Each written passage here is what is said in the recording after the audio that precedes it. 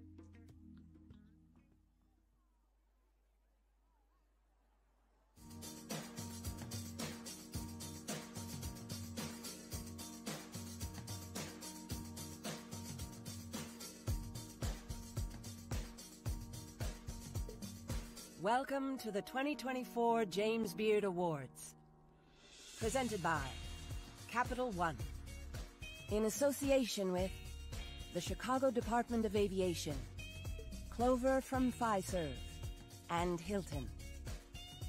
Our premier sponsors are Aquapana Natural Spring Water, American Airlines, Heinz, HMS Host, San Pellegrino Sparkling Natural Mineral Water, and Stella Artois. Our supporting sponsors are Hexclad Cookware and Schooner Bay Salmon. Our reception sponsors are Ecolab, Kendall College at National Louis University, and Windstar Cruises.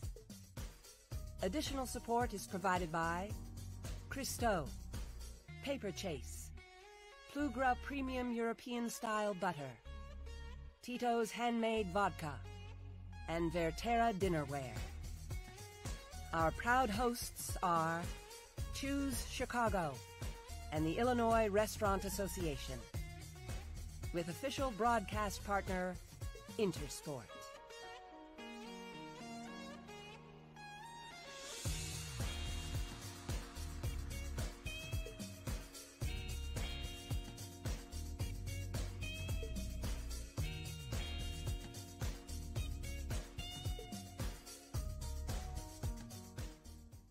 Good evening. It's time for the James Beard Foundation's 2024 Media Awards. Please welcome the Chief Executive Officer of the James Beard Foundation, Claire Reichenbach.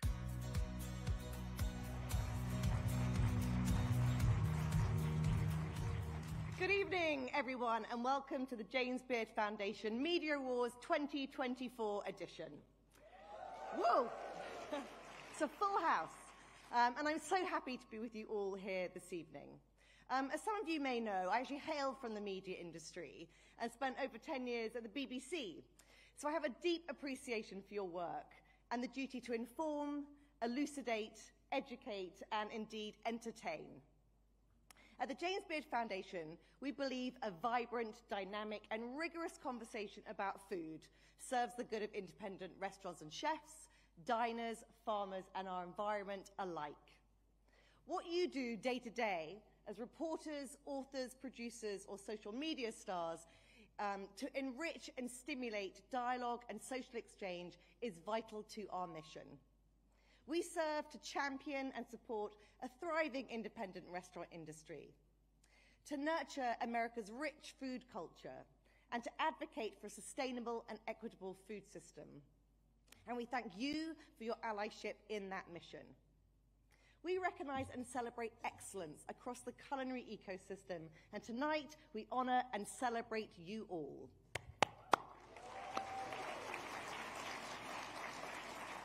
And I want to just take a moment now to thank some of the many dedicated people who help bring these awards to fruition every year. Our Board of Trustees, led by Nancy Lukic. Yay, I don't know where Nancy is. Our volunteer committees and judges who poured their hearts and souls into this work. It's a big lift, and they undertake it with great integrity and commitment. Thank you all. And of course, to the James Beard Foundation staff, my phenomenal team, and our community of donors, individuals and corporate partners, and especially our presenting sponsors, Capital One. And always, our proud hosts at Choose Chicago and the Illinois Restaurant Association. Thank you all so much for your incredible support. And now it gives me great joy to introduce our host for this evening. She is a New York Times best-selling author, an Emmy-winning journalist who has reported widely on America's food culture and production and health and wellness. She co-hosts CBS Saturday Morning and is a correspondent for 48 Hours, as well as the anchor for CBS News streaming Eye on America. Please help me welcome to the stage the deeply accomplished and truly wonderful Michelle Miller. Michelle.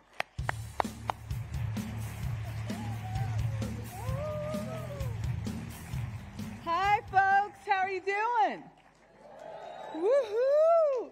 Claire, is she not the best? I mean, I'm just thrilled to be here, but more importantly than me being thrilled, because, you know, I've been on a flight from Paris to get here on time after eating my way through actually a dress size up. If it looks a little tight on me, that's why. But how thrilled are you to be here?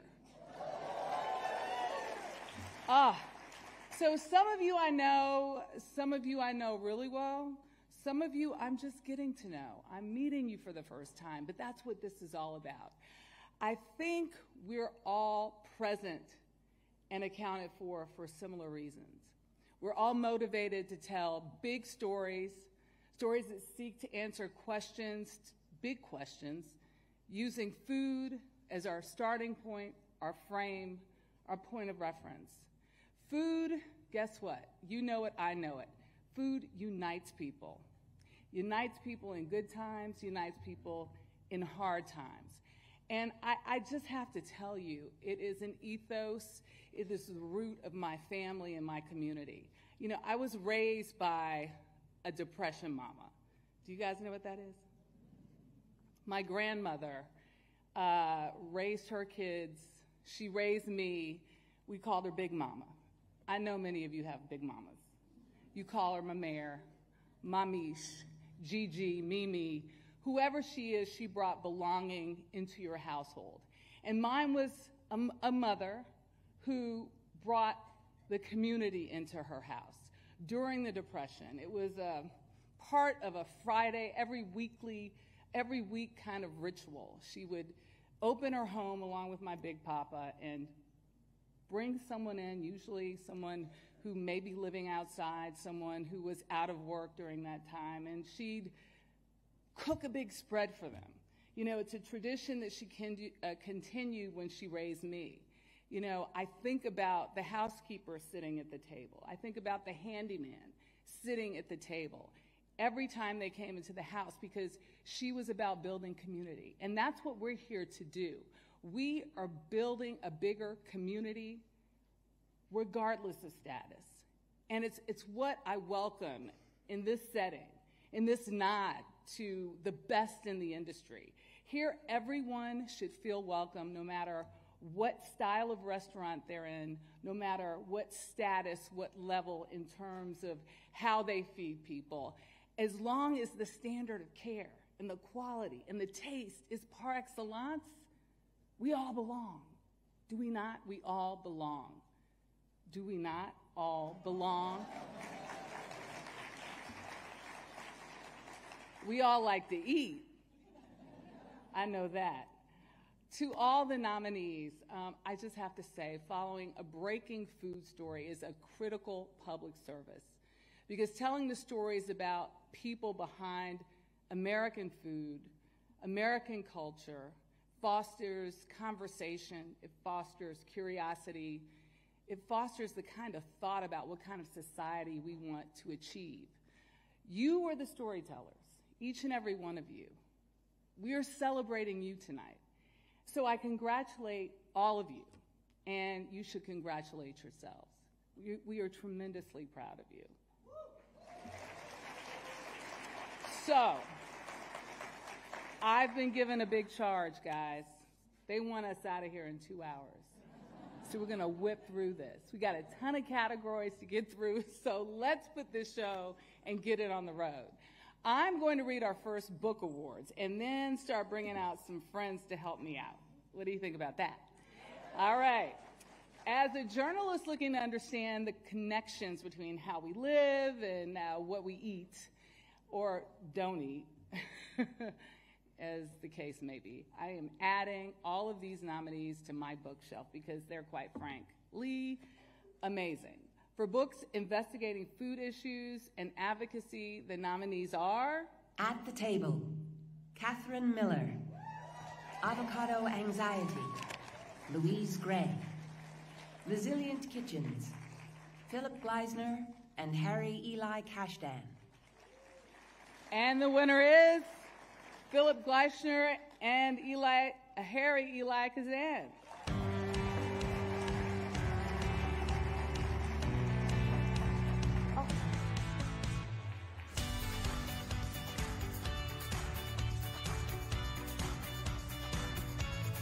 And unfortunately, they're not with us tonight. So I would love to put this on, but I know that I can't. I'll hand it off. All right, we know food is the one thing we truly always have had in common. So who doesn't love a book that's got something for almost every palate? The nominees for general interest are... A Cook's Book, Nigel Slater. The Everlasting Meal Cookbook, Tamar Adler. Start Here, Sola El Whaley. And the winner is Start Here, Sonia Elawele. Woo! All right.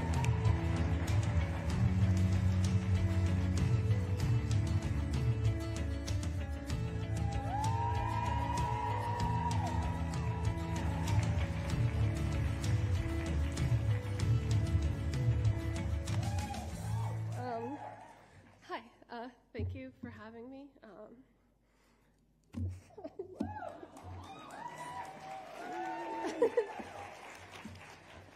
Sorry, I don't always know if I deserve to be here. Yes, you do.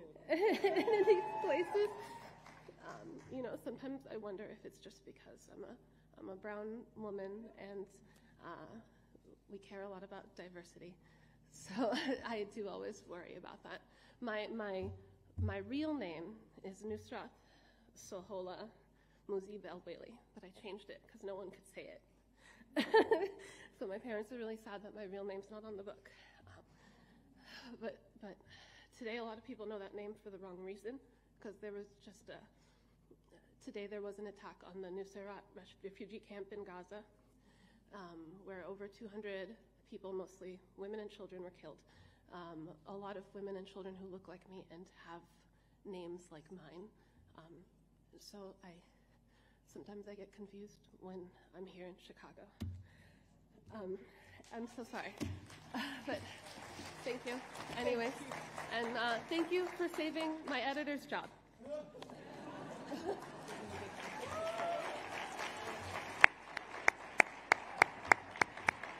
Give it up.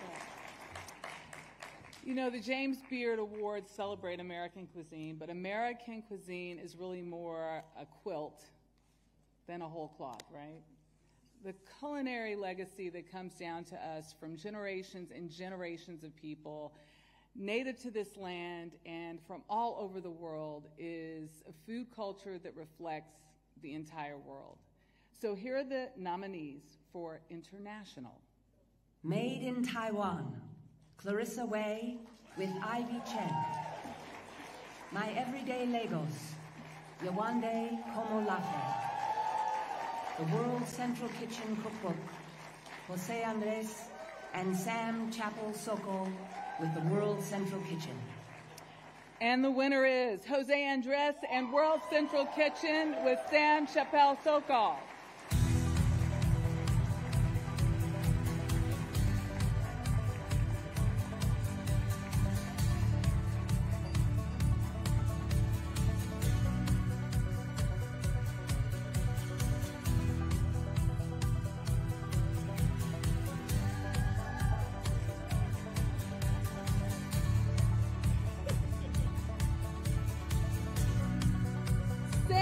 Chappell Sokol, everyone! Wow, I'm not sure Jose would like that. That's but... okay, you got here. Should I start by saying that I'm not Jose? He can't be here today, but he sends his gratitude and his best wishes to all of you. The book was an ultimate group project. Our recipes, these are jangling. Our recipes came from cooks and chefs in 15 countries, more than 20 photographers contributed their work, and countless members of the WCK team touched it in some way. For certain, this book wouldn't have been finished if not for the collective effort of everybody at World Central Kitchen and beyond. One person in particular deserves a special mention. Her name is Zami Francom, one of the most empathetic people to ever have worked for the organization. She was one of our readers. Her edits, which were so thoughtful, were informed by her work in Guatemala, the Navajo Nation, her native Australia, and beyond, which made the product richer and much more human. Zami is one of our 7 colleagues who were murdered by the Israeli army in Gaza on April 1st, and for that reason, I'll always think of Zami when I read this book. I'll also think of all the other contributors, which the press loves to mention, folks like Chicago's own Mrs. Michelle Obama, who shared her recipe for breakfast tacos with us. But there are so many other contributors who deeply know the work of WCK because they were on the front lines day to day doing it. People like Rima Aridanang, who ran our project in Indonesia, and Teresa Picos, who ran our kitchen in Tijuana, feeding migrants with an open heart and delicious cooking. There are so many more who generously shared their recipes and stories, and without them, the cookbook would not exist. To Kim Witherspoon and the team at Inkwell, thank you for shepherding this book to reality. To Frances Lamb, Raquel Pelzel, and the team at Clarkson Potter, thanks for taking a chance on us.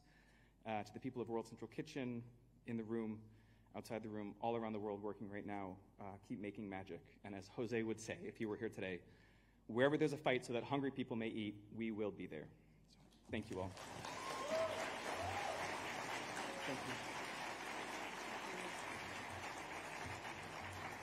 Oh, Sam, please come back.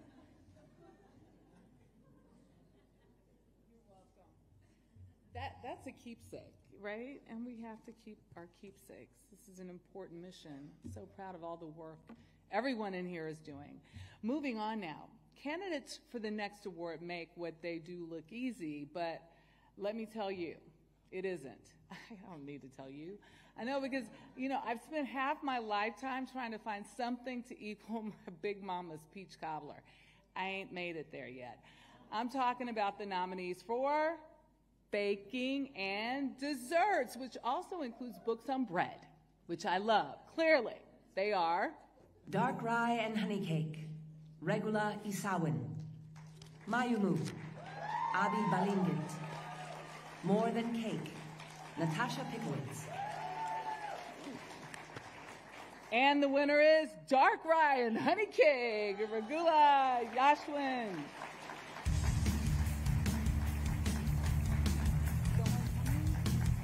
Is someone coming to accept for her? Will you? No. Regula is not here. So unfortunately, we will keep this. Well, we'll give it to her eventually. All right, I'm going to bring up our first presenter to announce the next awards. She's a James Beard Award-winning author, journalist, and author of The Firing Line Substack. And if you're drinking naturally made wine today, she's one of the prime reasons. She's a one-woman encyclopedia on the history, the production, the preservation of natural winemaking traditions, as well as where you can go to enjoy all of it all around the world. So please welcome Alice Firing. Firing?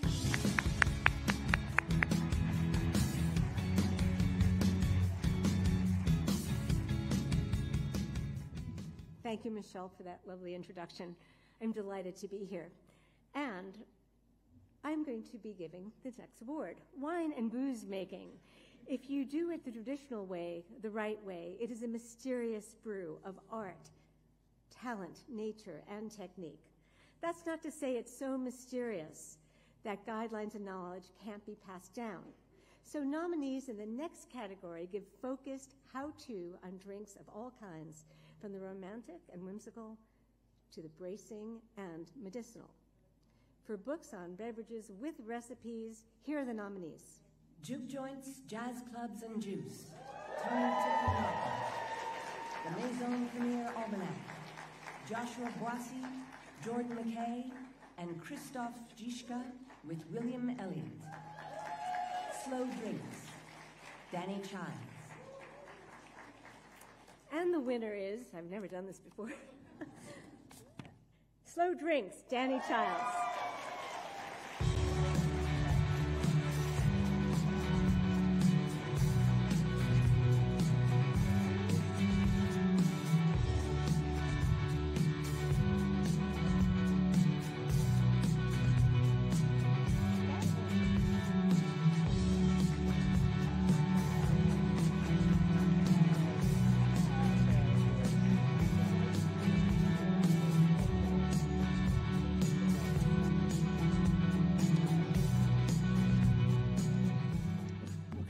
My heart is pounding out of my chest.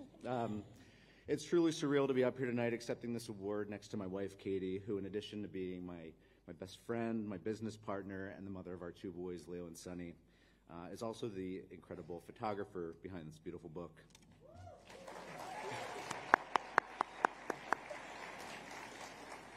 When we started on this project, Katie and I wanted to create something that was rigorous but open to interpretation, scientific but beautiful, an homage to the Mid-Atlantic, but widely adaptable for readers no matter where they lived. Along the way, we were turned down by quite a few people who couldn't see how our vision would fit within the paradigm of beverage literature, but the whole point was we didn't want to fit within these parameters. We wanted to create something new, a handbook for how to make excellent drinks, both alcoholic and non, by fermenting, preserving, and transforming the botanical ingredients that grow all around us, and how to use these drinks to tell a story. I'd like to thank the two people that were integral in helping our vision come to life, our agent, Jonah Strauss, and our incredible editor, Jenny Wapner, who's out there somewhere. Hi, Jenny. It's no exaggeration to say that without these two, Slow Drinks would not be what it is today. I'd also like to express my sincerest gratitude to my former employer and all of my former coworkers from the Farm and Fisherman Tavern, for allowing me to take this idea, run with it, and develop it into a bar program in a strip mall in Cherry Hill, New Jersey, of all places. Above all, I'd like to thank our families, especially our parents and sisters, for always believing in us, supporting us, and teaching us the value of pressing on. There are also many other people in our village who helped bring this book to life one way or another. Our late editor Teresa Politano from Edible Jersey was a huge one. Jen Hall, Jeff Quattrone, Teddy Moynihan, Molly Reeder, Ashley Lima, and everyone at Hardy Grant, and of course our Slow Food fam, and many, many more. Thank you for this incredible honor, and cheers to the slow drinks movement that we believe in so wholeheartedly. Thank you.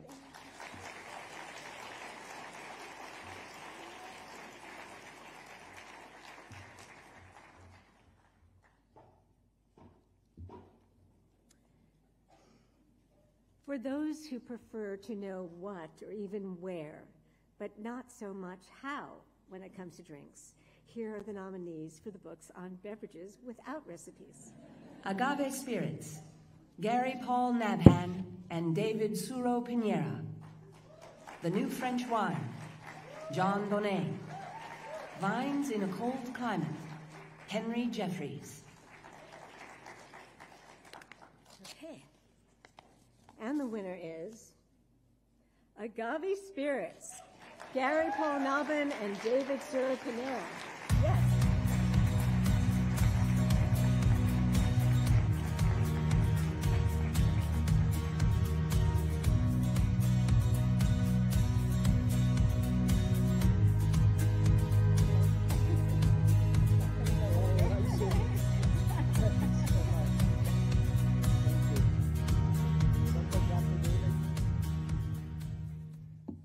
Well, thank you all, and obviously thanks to my partner in crime on this book, my beloved colleague and co-author David Suro, and any of you who knows David knows that he's the real grass-fed beef and I'm the hamburger helper on this one. I also want to give my deep thanks to all of you who use your food and drink work to bring people together for peace and reconciliation. The high point of my life is being in Jerusalem with Moshe Basson and the Jewish, Armenian, and Muslim chefs that use Chefs for Peace dinners to raise money for orphans who've lost their parents in the terrible wars going on in the Middle East. But all of you can be chefs of peace and ambassadors for reconciliation over the sacrament of food. This last month, we've launched a sacred food plant recovery program that will start both in the Middle East and the U.S.-Mexico border to bring people together from diverse cultures to heal the wounds in the land and heal the wounds between cultures.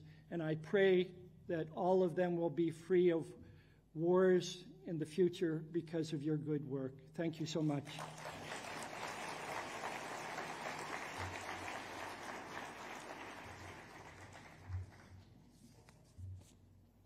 Thank you. From culinary memoirs to biographies to cultural investigations, personal essays, food travelogues, and guidebooks, the nonfiction beverage category is beautifully broad, but what all the contenders have in common is powerful storytelling. So this year's literary writing nominees are Food Stories, The Bitter Southerner. For the Culture, Clancy Miller.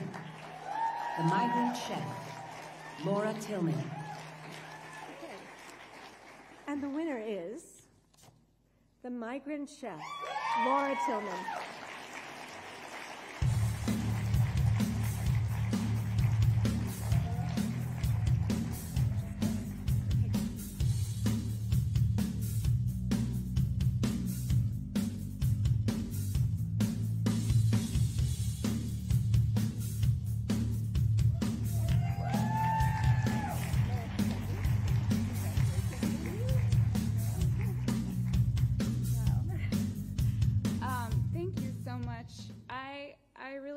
Just have to thank Lalo, the subject of this book, who let me follow him around for almost 5 years and had so many amazing adventures in just learning about his life.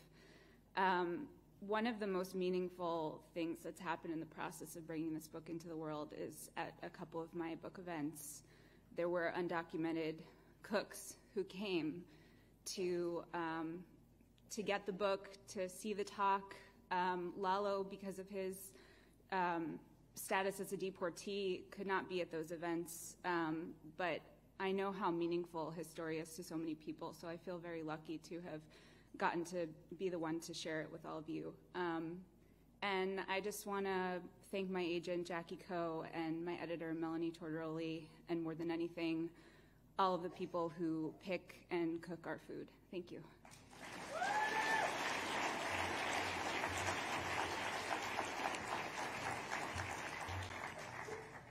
And finally, they did it so we don't have to. My kitchen is full of these. I'm sure yours are as well. And when you really need a trusted source and you want to understand the backstory behind a particular ingredient, a recipe, or influential person, books in this category are your go-to. For reference, history, and scholarship, the nominees are The Ark of Taste, David S. Shields and Giselle K. Lord. Food Power Politics, Bobby J. Smith II. White Burgers, Black Cash, Naoyo A. Kwate. And the winner is White Burgers, Black Cash.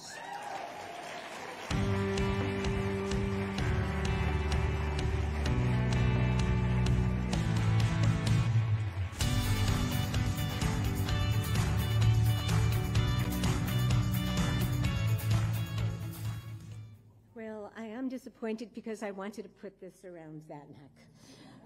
But we will keep it safe, and congratulations. And thank you.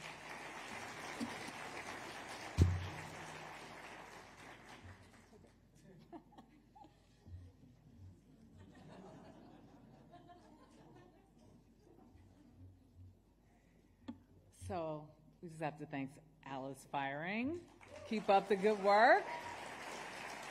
She wanted to keep that herself too, but you know, she has a few. So I want to give a shout out to Karen Demopoulos. Karen, step on out here. Karen is out here from Kendall College tonight. Just step into the light, please. She looks fabulous, does she not? And she's so helpful. Oh my gosh. Thank you. Thank you, Karen. So coming up, a longtime writer from the New York Times and author of top prize cookbooks, including the James Beard Award-winning The Food Lab, Better Home Cooking Through Science, which you know makes sense for someone who graduated from MIT. He kind of has that kind of je ne sais quoi about him too, you know? So that shows up in his DIY approach to the art of the YouTube cooking show, where he turns out some of the most useful recipe testing videos with not much more than a GoPro stick and, well, no, it's a GoPro and a selfie stick. Am I right about that? A GoPro, and they're two separate things. I should know this. Well, to announce our next awards, please welcome four-time James Beard Award winner, no J, but J, Kenji Lopez-Alt. Kenji!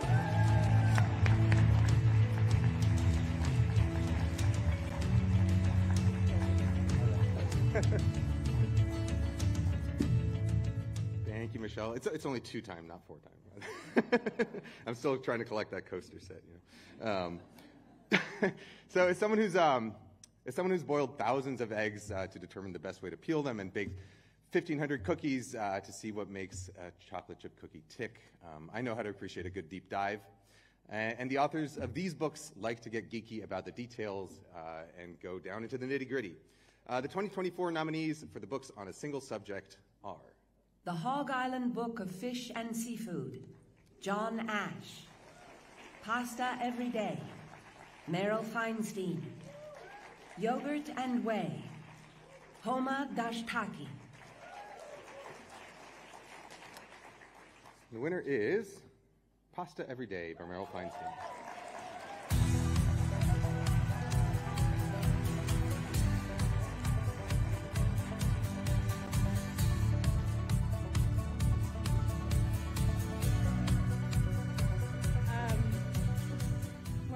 did not expect to be up here tonight, so I will try to be brief. Thank you so much, of course, to the James Beard Foundation for this amazing recognition. I'm incredibly honored to be here among such esteemed company and culinary leaders, particularly my peers in this category, John and Homa. I'd like to thank my editor, Mike Zurban, for working with me on this book and for, as Kenji was mentioning, helping me translate my nerdy, pasta-obsessed brain into normal person language. Thank you also to the entire team at Voracious and Little Brown, Jules, and Catherine especially for helping me introduce this labor of love to the world. I'll admit my favorite part of Pasta Every Day is not actually the writing, but the photography. And I am so grateful to Nico Shinko, whose work brought these pages to life in a way I never thought possible. Also to Judy Kim, who styled every plate so beautifully, and Maeve Sheridan, whose ability to set a scene knows no bounds. This book is also an outgrowth of the Pasta Social Club community, and I am grateful for every person who has invited me into their kitchens, whether online or in person, and who has given my recipes a try. I also want to mention all of the other pasta makers who have inspired me these last many years, the chefs who took a chance on me, and the Italian women who have shared their knowledge and expertise with me. I, of course, want to thank my parents who fostered my love and curiosity of food and cooking in me from a very young age. And finally, there are two people I'd like to thank with particular ferocity who are with me tonight. My agent, Andriana Delone, for believing in this project and in me long before I did. This book would surely not exist without your encouragement and, best of all, your friendship. And my husband, Adam, for being my forever teammate and taste tester, and for daring me to do what I love, even when it meant starting over in this industry. Adam, you have helped me find courage I did not know I had, and look how far we've come. Thank you all so much.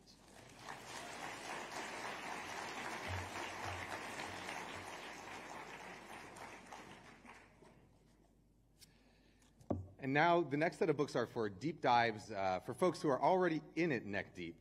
We have the books for restaurants and professionals. Here are the nominees. Esther, Matt Lindsay with Pat Norse. Fish Butchery, Josh Nyland. Rintaro, Jessica Batilana and Sylvan Mishima Brackett. And the winner is Fish Butchery by Josh Nyland.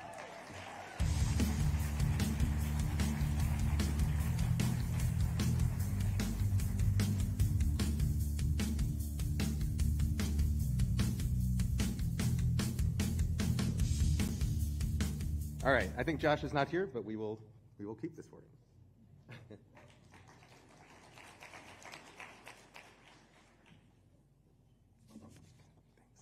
All right, the next category celebrates books that explore the regional cooking and local traditions that make up the American culinary landscape. For U.S. Foodways, the nominees are Ed Mitchell's Barbecue, Ed Mitchell, Ryan Mitchell, and Zella Palmer. Love Japan, Aaron Israel and Sawako Okochi with Gabriella Gershenson. Made Here Recipes and Reflections from NYC's Asian communities, Nat Belkov, Elaine Mao, and Tina Cho, with Christoph Gross, Diana Le, and Alice Luall. And the winner is Aaron Israel and Sawako Okochi with Gabrielle Gershenson for Love Japan.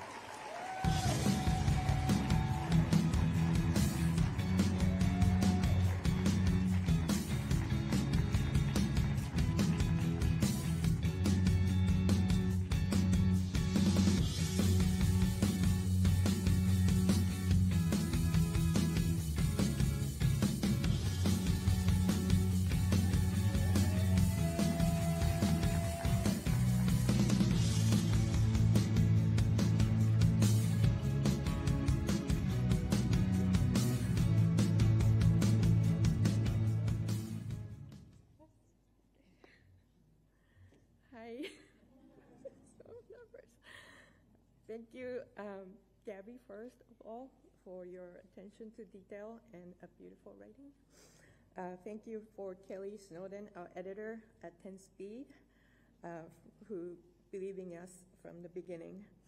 To Sarah and David from David Black agency for discovering us initially.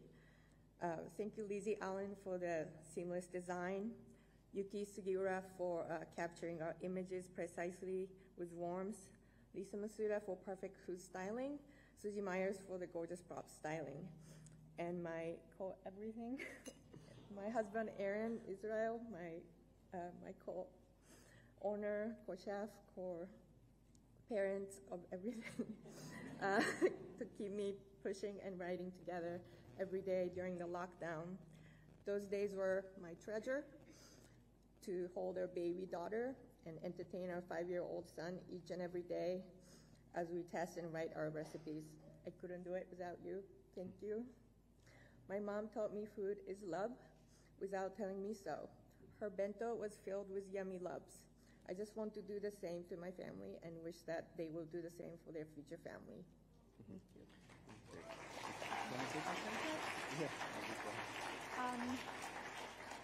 I just want to hug and kiss you again. I'm very grateful to have been entrusted to tell your story. It's a beautiful story of immigration in this country, of maintaining tradition of where you came from, and creating new tradition and cuisine through curiosity and love and exploration. And I related to it on a personal level very deeply because I'm the daughter of immigrants. My parents are Soviet Jewish immigrants, and I'm the first one born in this country. And it is an honor to have that legacy, which I share with Aaron and Sawa's children. And I just wish everyone in this room to continue to love and explore food in the spirit of love that I feel Aaron and Sawa embody so beautifully. Thank you so much. I just think Sawa and Gabby, they said pretty much everything, but so yeah, we're so grateful to be in this awesome room with wonderful people, and thank you very much. Thank you for recognizing us. Thank you.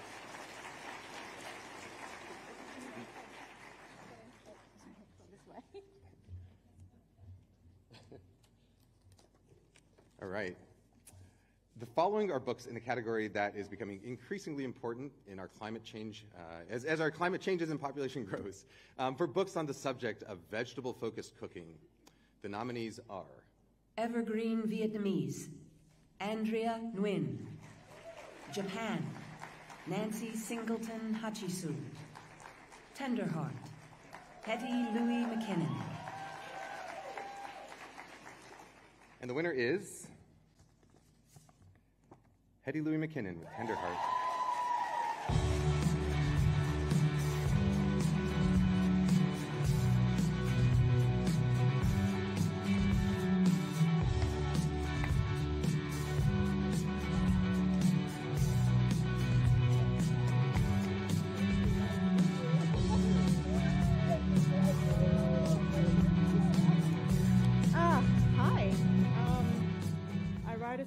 Script, but I kind of want to go off script. Thank you to the James Beard Foundation for this huge honor.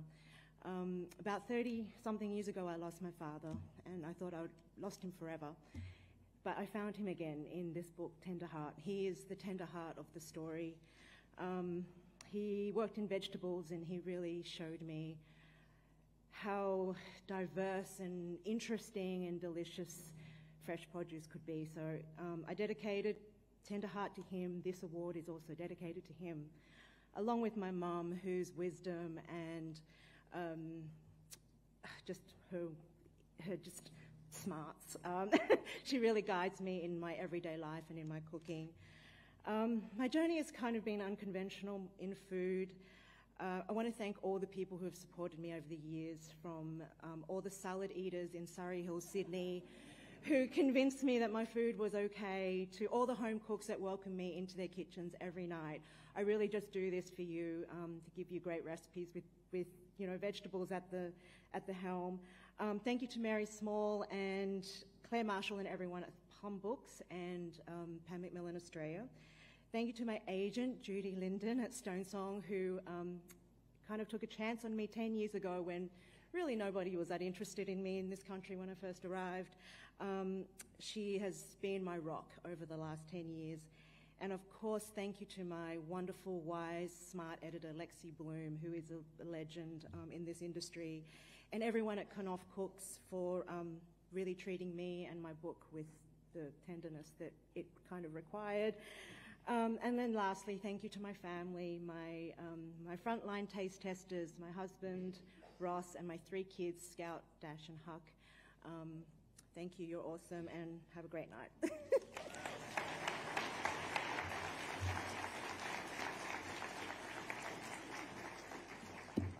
And lastly, a good photograph is more than just a representation of food. A good photograph can bring recipes to life and inspire our culinary creativity.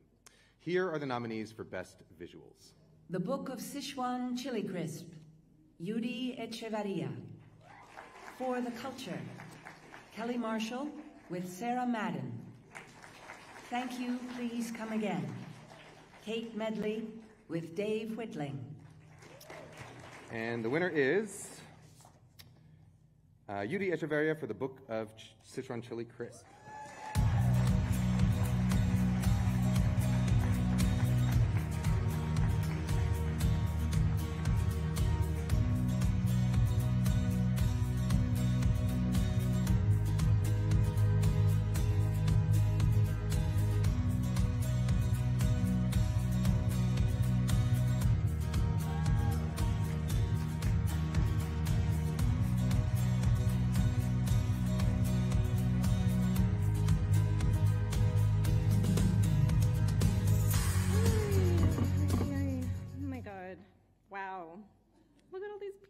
Okay. I want to thank Jing Gao for, she's not here, but she gave me the opportunity to bring my eye to make this beautiful book. Rebecca Bertashetsky for a beautiful, amazing prop stylist. Caroline Wang, amazing food stylist. Thank you, 10 Speed Press. The James Beard Foundation, thank you so much for acknowledging such a beautiful, unique cookbook. Thank you, Hello Artist, my husband Andrew. Thank you, everybody that's here. I think I'm done now.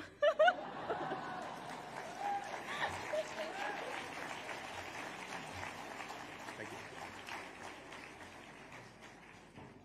Please welcome the chair of the Book Awards Committee, Erica Skolnick.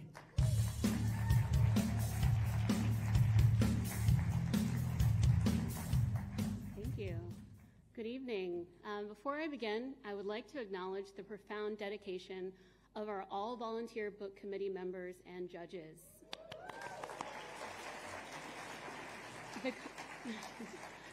The conversations have been deep, spirited, and nonstop pretty much from the day after last year's ceremony to just last week. To us, this is a sacred task, highlighting works we think belong in a forever library of American and global food. The themes of our nominees explore our culture through the lens of food and cooking. This reveals so much more of who we are as a people, not just what we like to eat. While I have one more year on this committee, this night marks my last year as chair. It has been an honor and a privilege to continue this tradition celebrating our nominees. The love of food is deep in my bones, inherited from my grandfather who sold half smokes at his grill in DC in the 40s, through my Nana's peach cobbler, more peach cobbler, bubbling out of the oven when I was little. Stories like these ground us. I hope everyone in this room will leave inspired by the journeys of our nominees tonight. Now, I'm excited to present, very excited, the Emerging Voice Award, which celebrates a first-time published author whose work points ahead to the future of our community, our food system, and impact on this planet. The winner is selected for their quality of writing, clarity of their voice, and the freshness of their point of view. And the 2024 winner is, we'll keep your envelope nice. Oh, congratulations, Abby Balinget.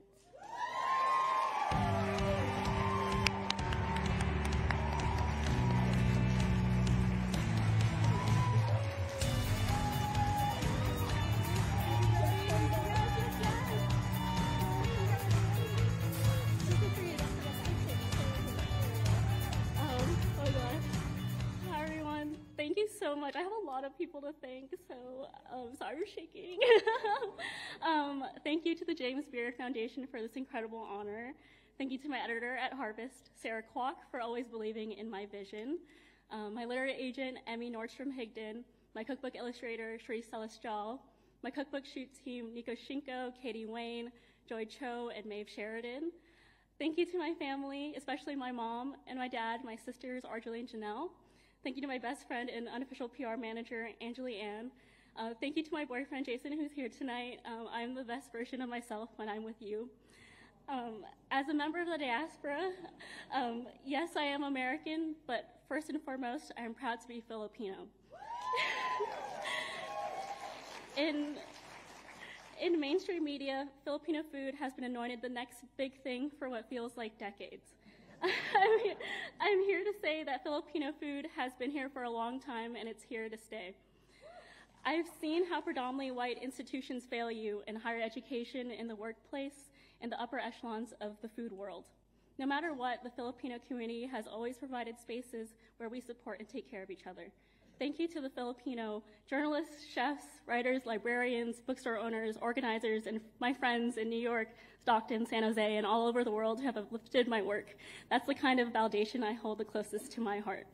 I started writing Mayumu when I was in a full-blown quarter-life crisis, and a beautiful cookbook came out of it. I hope for a future where you won't be discredited for your youth or for being one of the only women of color in the room. The myth of individual exceptionalism tells us that society values you only if you are the best person standing. But my journey has taught me that you must always advocate and uplift each other to survive. Stopping the erasure of culture can only be done as a collective. This award is so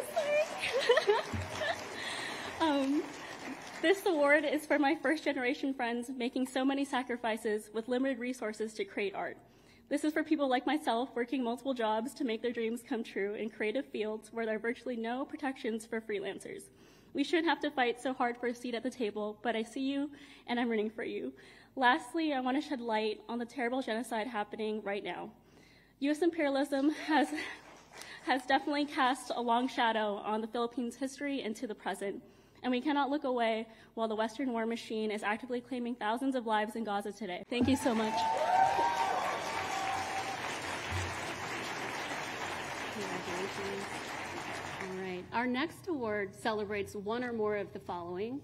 Cookbooks that have deeply influenced how we think about food and cooking, authors who show extraordinary ability to convey their gastronomic vision through the printed word, or authors whose body of work, taken as a whole, has changed the world of food and cooking forever. These writers and texts belong on every cook's shelf for all time. The 2024 Cookbook Hall of Fame Award goes to Pierre Thiam.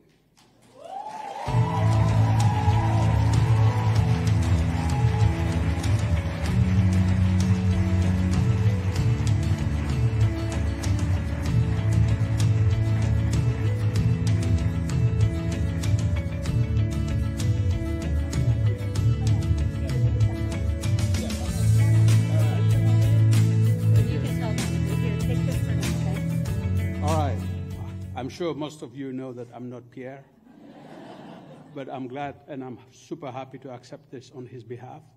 Pierre is my childhood friend. He sent me here without instruction.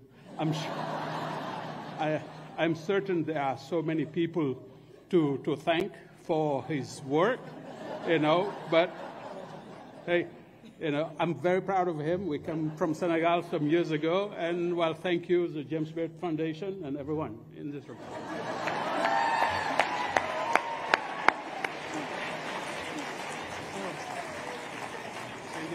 Now, you know that's a friend, right?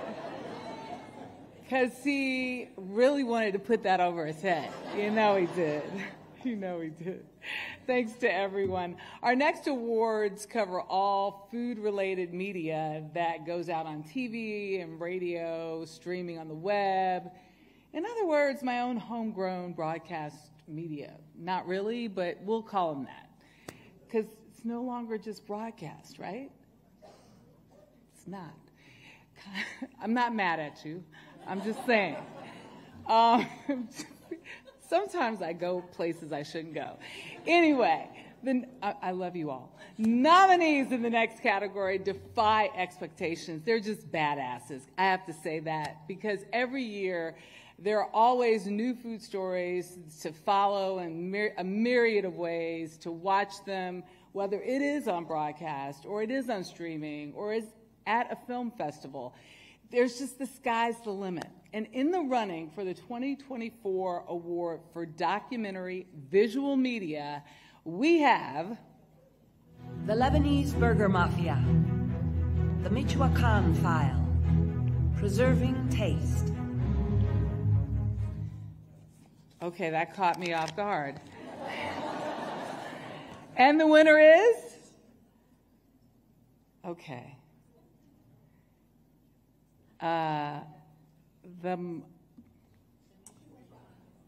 Thank you. What did we say? The Michoacan File.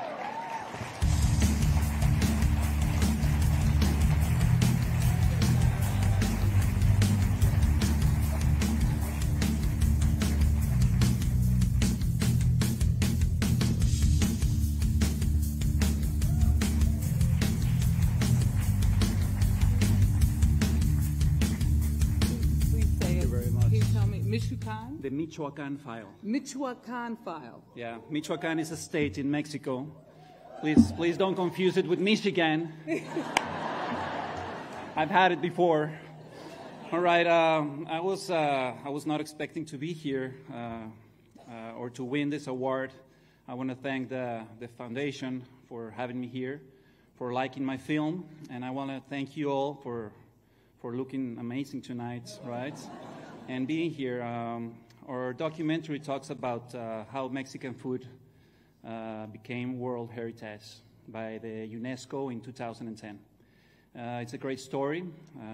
I would like to thank my team in Mexico, my team in the United States, my team in Belgium, my team in France, my team in India, and my team in the Philippines, because we went around the world because Mexican ingredients and Mexican techniques, cooking techniques have traveled around the world, of course, and have given identity to other countries and other cultures. The same way we have gotten a lot of ingredients and techniques from all over the world, and which makes Mexican food what it is today.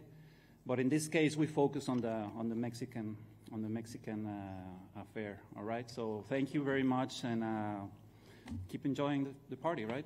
All right, thank you very much.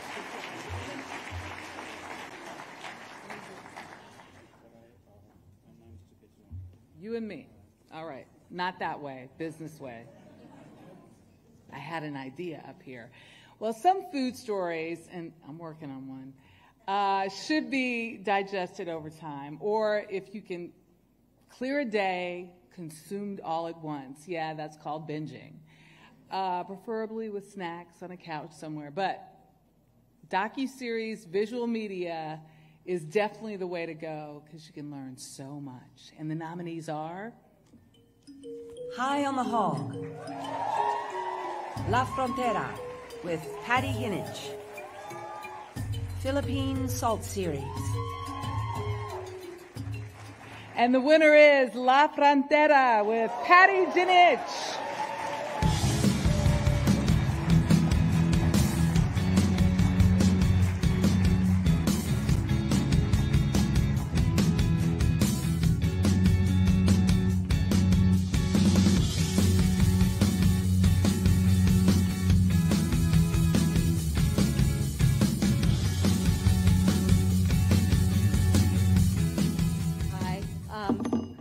I'm not Patty. She wishes she could be here tonight, but her son is graduating from high school this weekend.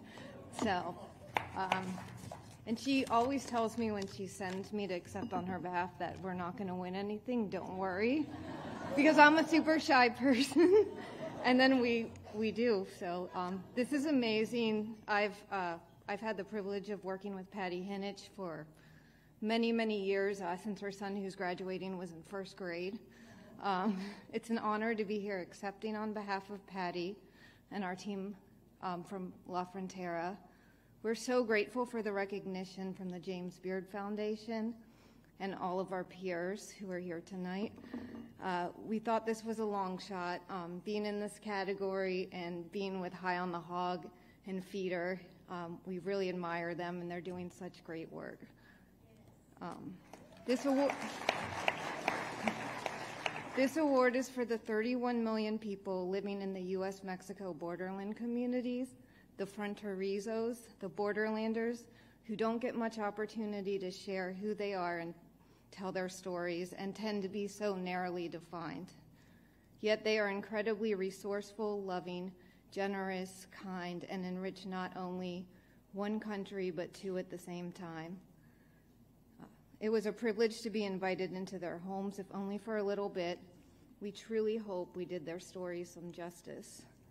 It's an honor to be a media partner of PBS and to have their support and that of the Corporation for Public Broadcasting. Thank you to our partners in crime at Early Light Media and to our amazing director, Darren Durlack. Thank you to all of our wonderful sponsors and partners, and special thanks to Enrique Perret. We don't have time to thank everyone who supported and contributed to Season 2 of La Frontera, but we are so grateful to have had so much enthusiasm and support. We want to be sure to also thank Karen Fritz and Pilar Orozco from our team. Thank you.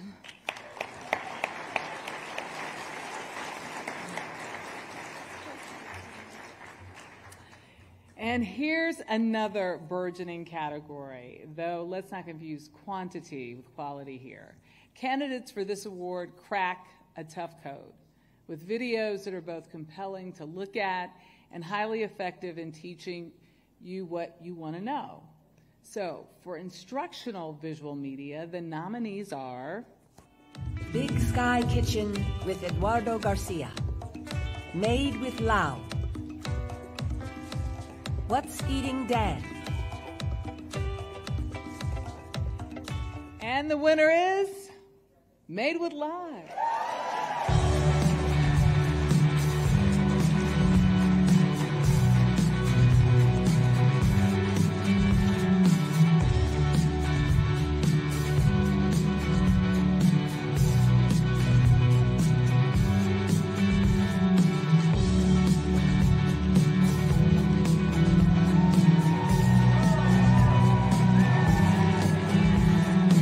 That is totally what I would do.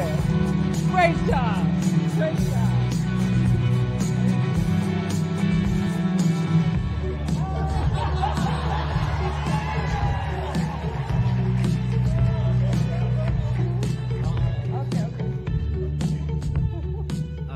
I apologize. I'm like a mess because I'm trying to vlog this whole thing too.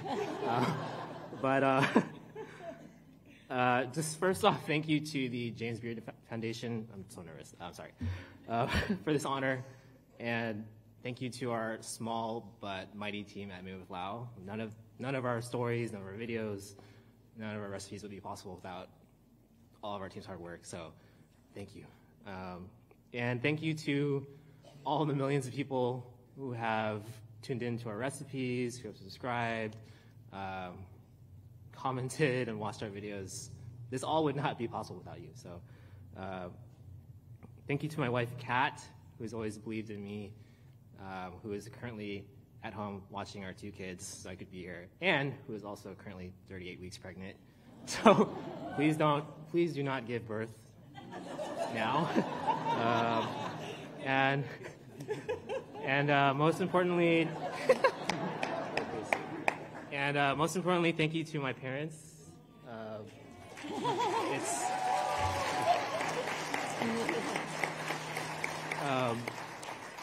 It's because of you that I know what being spoiled by good food means, and ultimately it's because of you that I know what unconditional love means. So, thank you. I'm not going to be able to finish what I had to say, so thank you. Thank you. Thank you. Thank you.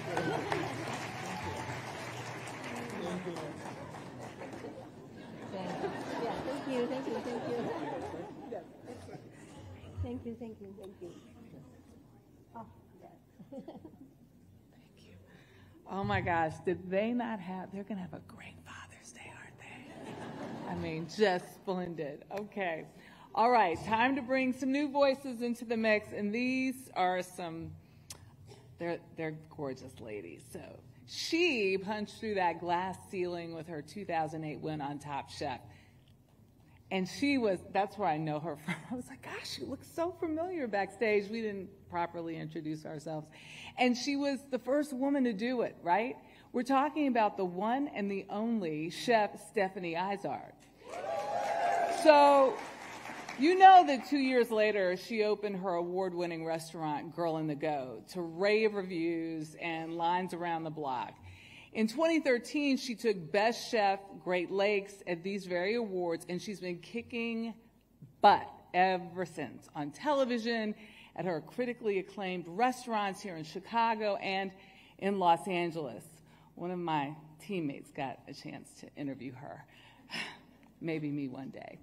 Joining her is Abina Anam-Samwa. Now, she is the host of the Cherry Bomb Podcast Network's The Future of Food is You, the founder of the Eden Place, a sort of movable feast for the food fascinated.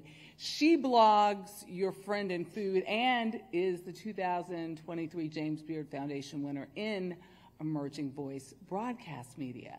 They are fabulous. They're great off stage and on. Welcome, Abina and Stephanie.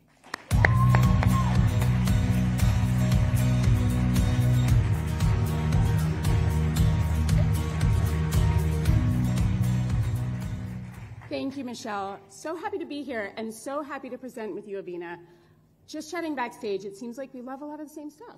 Yeah, hosting dinners for big dinners for friends. Making bread. And homemade spreads for bread. Pimento cheese. I can eat it with a spoon sometimes. Love it. And we love our giant food family who come together from all walks of life to tell our communities amazing stories. Our first award tonight goes to candidates who use video to capture and tell real-life food stories as they happen, and then share them with people all over the world. For unscripted visual media, here are the nominees. Texas Barbecue. On the Line. Bon appetit. Street Eats. Bon appetit. And the winner is Street Eats. Bon appetit.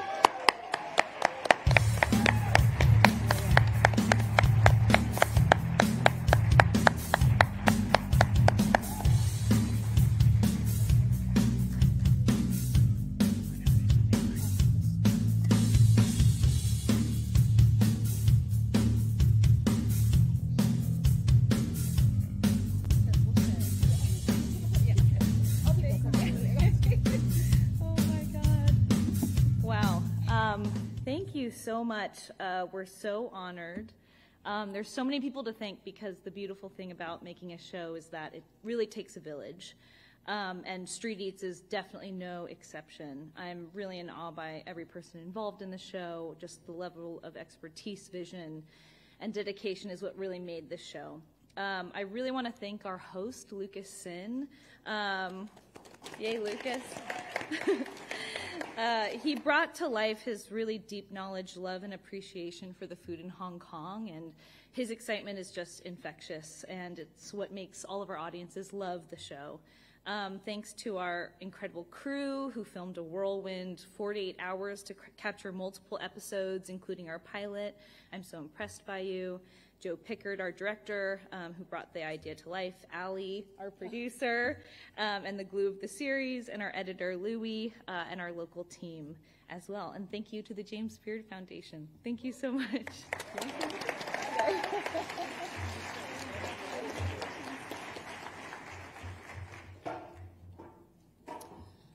And because sometimes in this hustle-bustle world, you don't have time to sit down and chill, contenders for the next award make the minutes count. The nominees for visual media short form are Caminante, video series. Great Wall. Remembrance, recreating a Jewish family's recipes. So cool opening. And the winner is Great Wall.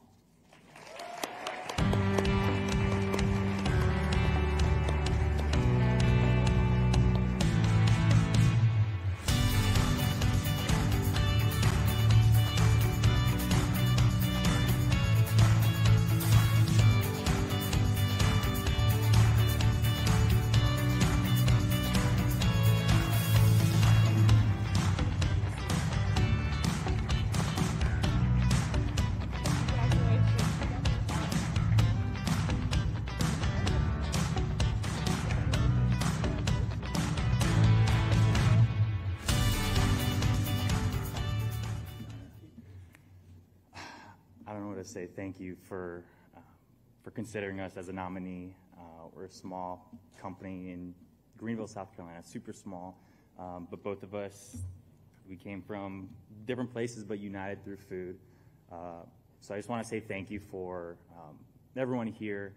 We're amongst some of the greatest storytellers in the food and beverage space, so we're humbled and grateful to accept this, and ultimately I want to give glory to God and thank Kayling for just being vulnerable and transparent and sharing her story. Amazing crew.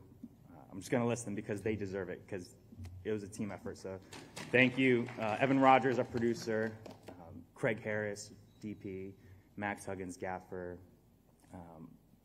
Monica Garvin, First AC, Cam Easler, Andy Turner. They were our sorry, I can't talk now. I'm blinded by these lights. There are BTS and Swings and Bryson Bishop, who is our drone op. It was a whole team effort, and again, thank you. I just want to say our motto at our restaurant is food is both a very serious business and not serious at all. And with people like Rio and everyone in this room, your storytelling is so important to the big and small folks like me and everyone else in this room in order to share the love and the messaging, but also just connecting with one another in a really distant type place we feel right now. So thank you for the work you're doing. Thank you, Rio, and thank you to the James Beard Foundation. You're all incredible. I just want to say, I'd be remiss. My beautiful wife is back there with our 4-month-old. So thank you. This award, this film, dedicated to you, Allie. My Lolo Bear at back home, my Toto Bear here with us. So thank you.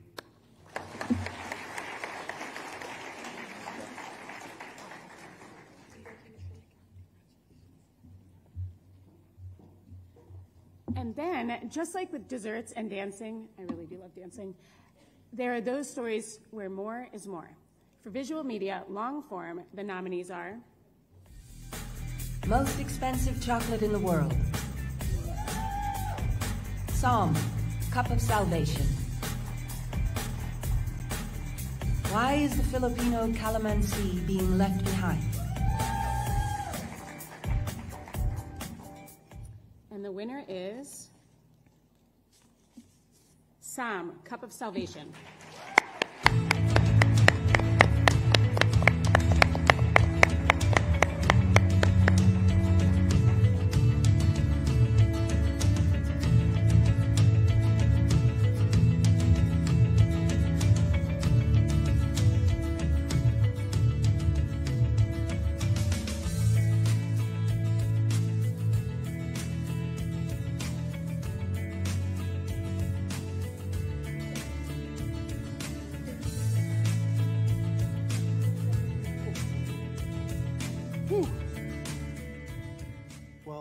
This is amazing. Thank you all so much. Thank you to the James Beard Foundation. Wow, this is a hell of a film to make. I will be very quick here, I promise. When making this film, we tried to discover the origin of grapes. Most grapes we drink, or most wine we drink, is not from where it's made, and people are like that too. We did not mean to get caught in the middle of a war. We did not intend to sneak into Iran and make the first wine since 1978, 77. In that country, we did not intend to fall so deeply in love with Persian and Armenian culture while we made this film. I want to thank producer Eric Israelian. I want to thank everybody at SOM TV. I'd like to thank Sarah Morgan Hall, who edited the film, and most of all, the Mumtazi family of Maysara Winery, and also thank you so much to Vahe and Amy Kushgarian for literally putting their lives on the line and their reputations and their country in us. Some of us are very outsiders to what you guys do. So thank you so much. To my Armenian friend here, this is a much more important story, and I'd like to give him just a second to say something.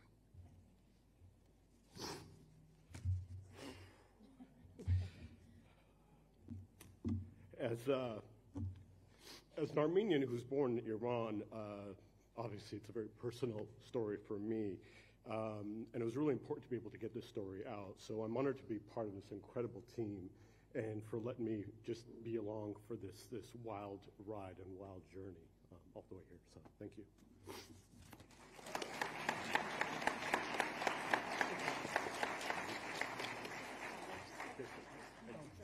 Sorry. And thank you to all of our families back home. Those years as a safety patrol came in handy. That was impressive. Just because you're selling a product doesn't mean your art isn't genius. It's just the opposite. It can be an excellent motivator, and the nominees for commercial media are Mike Aho, Joey Lucas, and Tay Shui. Street Song. Murilo Ferreira, Carla Francescuti, and Stephen Pelletieri. Vendors. The Maida Creative Co. and Wyden and Kennedy, New York. The Black Kitchen Series Innovators. And the winner is the Maida Creative Co. and Wyden and Kennedy, New York, the Black Kitchen Series.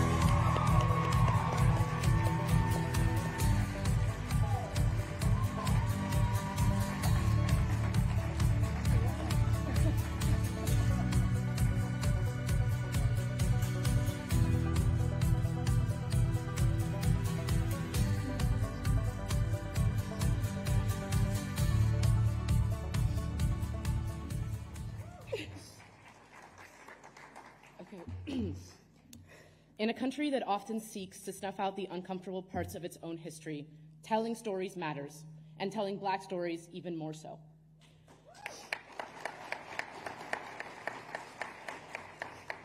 The Heinz Black Kitchen series was born to celebrate and preserve Black culinary history by telling Black food stories by and for Black folks. Season 2 of the podcast, Innovators, is a podcast so near and dear to all of our hearts. It took literally dozens of people to bring this thing into the world, each of them important in their own right. We had the honor of traveling all over the country to last spring with the most ingenious crew you could ever imagine, and had the honor to meet some of the most incredible Black innovators quietly changing the way we all cook, grow, eat, and relate to food today. To all of our guests, it was the privilege of our lifetime to share your stories with the world, and this award belongs to all of us. Thank you to our clients at Heinz for the trust and for the collaboration, our agency, Wyden and Kennedy, for letting us take really big swings, and our production partners at Maida for being such wonderful collaborators, and a special thank you to our unbelievable host, Jade Verrett, without whom this season would not have been possible. Finally, thank you to our fellow nominees and the James Beard Foundation for this honor. Check out the podcast wherever you get them. Thank you.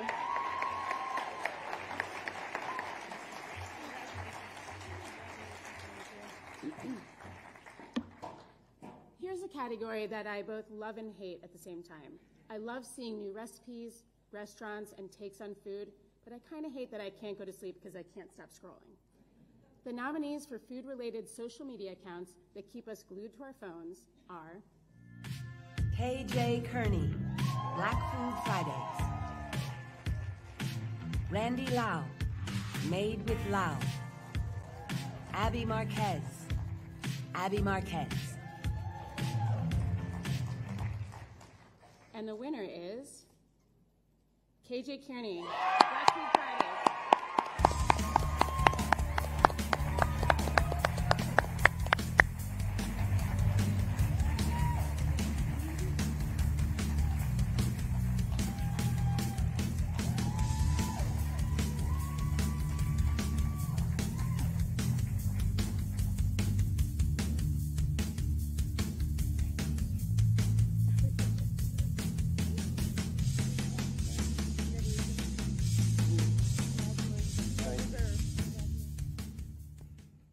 Bro, I'm already crying, dog. I ain't even start talking. This is my second nomination, first time win. Thank you to the James Beard Foundation. I remember it came in 2 years ago with my dad and my mom, and I was seeing people up here crying. I'm like, what are they crying for, dog? Like, and as soon as they call my name, I'm a crier too, so I don't care. Anyway, I got a speech. Let me give it. So first and foremost, I am proud to be the first person from the illustrious HBCU, South Carolina State University, home of the Mighty Bulldogs and Marching 101, to receive this prestigious award. I didn't verify that, but I'm pretty sure I'm the first one. It goes to show that extraordinary talent can emerge from the most unexpected places, and I hope that this encourages others to go for it, whatever it means to them. I am proof that you never know what can happen. My work with Black Food Fridays has always been about showcasing the richness of the culinary culture across the African diaspora. It's about celebrating our shared heritage and the unique flavorful and diverse cuisines that have emerged from it. And as someone who works as a full-time community organizer with Black communities, shout out to Charleston Promise Neighborhood. If you guys are looking for a nonprofit to donate to, go ahead. It's also about liberation and how food is an essential tool in the march towards freedom, empowerment, and joy.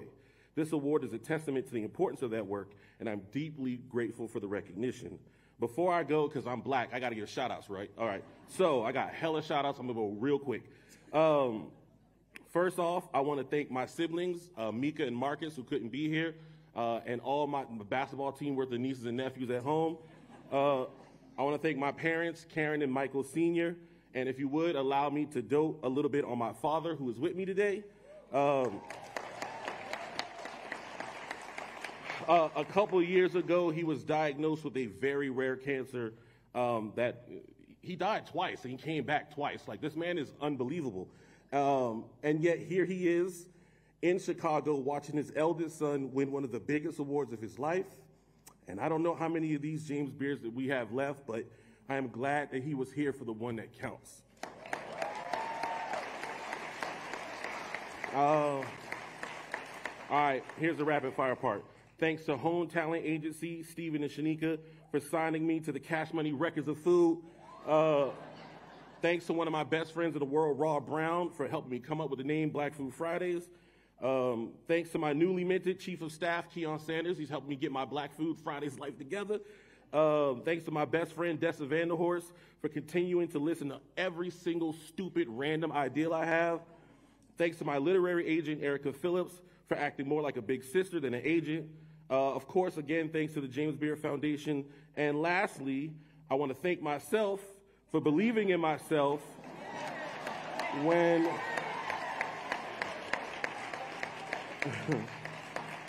doing so seemed like the definition of insanity. This award is not just for me, but for all of us who believe in the power of food to connect us, to tell our stories, and to celebrate our shared history. And lastly, and this is no shade, I mean this 100%, I want to thank every single hater that I have, because y'all have kept me on the straight and narrow to remind me it's not about who likes me, it's about the upliftment of my people, and I keep that in the forefront of my mind, because y'all some haters. Thank you.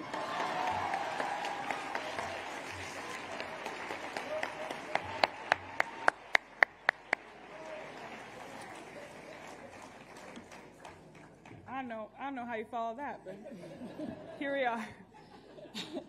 And for work that airs in my personal happy place as a podcaster, the nominees for audio programming are Fed, with Chris Van Tulliken. Gastropod, Good Food.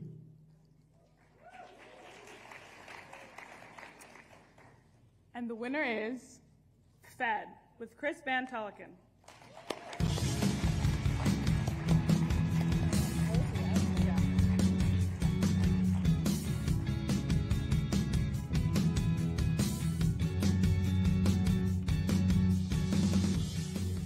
So hard with the music. Unfortunately, Chris is not here tonight, so we will keep his award very safe.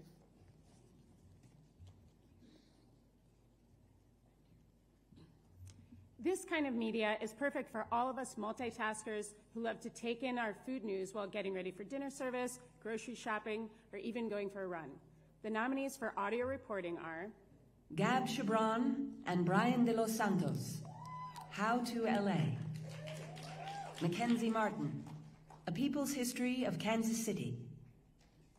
Samia Bazil, Emma Morgenstern, and Dan Pashman, The Sporkful. And the winner is The Sporkful.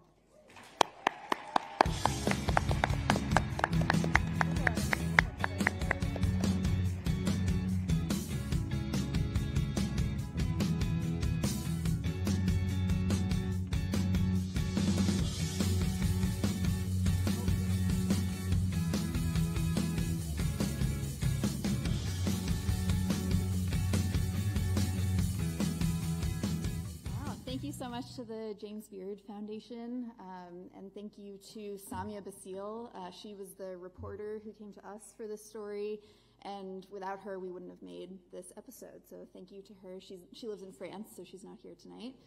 And I also just want to thank our incredible team on the Sporkful, Andres O'Hara, Nora Ritchie, Jared O'Connell, and Dan Pashman, of course, our host, who will also say a few words.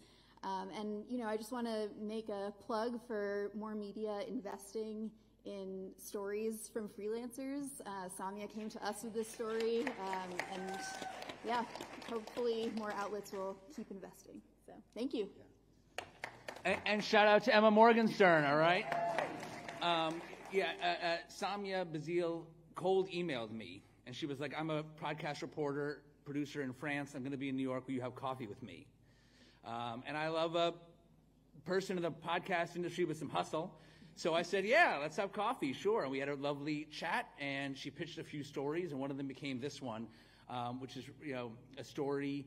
Her original pitch evolved, but a story of how couscous traveled from North Africa to France with Muslim and Jewish immigrants, and how it has over time become considered a French food, but not to every French person. And what constitutes French food and how colonization affects these things. And then we segued from there to talk about Vietnamese food in France and Vietnamese food in Vietnam. And at the end of it all, what I really loved about this episode is that there's not any clear answer to the complicated questions that the episode raises. And these are the Sporkful episodes that I'm most passionate about making, is the ones that get into difficult issues and get into gray areas that don't always have simple answers. And we don't always have to end the episode with an answer. And sometimes I like the episodes that provoke more questions, that are more interested in provoking questions than in providing answers. And that's what I'm proud of this episode. I guess I'm getting wistful in my old age. We've been doing this Sporkful for 14 years, and I'm very grateful that I still have the opportunity to do the work that I love, to tell all these stories, to be recognized. So thank you all for that. I do want to thank my whole family for all their incredible love and support, especially my wife, Janie, without whose love and support I would not be able to have been following my dreams for so long, and my daughters, Becky and Emily, my taste testers and occasional podcast guests, who I had to miss Emily's year-end dance recital to be here today. It's the second time that I missed her dance recital to be at the James Beard Awards. But both times we won, so I guess, sorry, Emily, I'm sorry, but at least I won, okay, you know. So thank you all so much. Appreciate it. All right. Please welcome the chair of the Broadcast Media Awards Committee, Cynthia Graubert.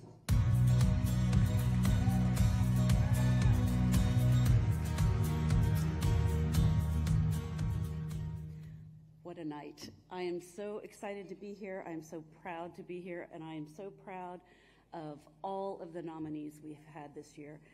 What incredible work. And I want to say hello to anyone joining online. We have a big audience online. Thanks for being with us. I want to begin by thanking my colleagues on the broadcast committee. As Erica reminded us, we are an all-volunteer committee and volunteer judges, and it is a huge amount of work.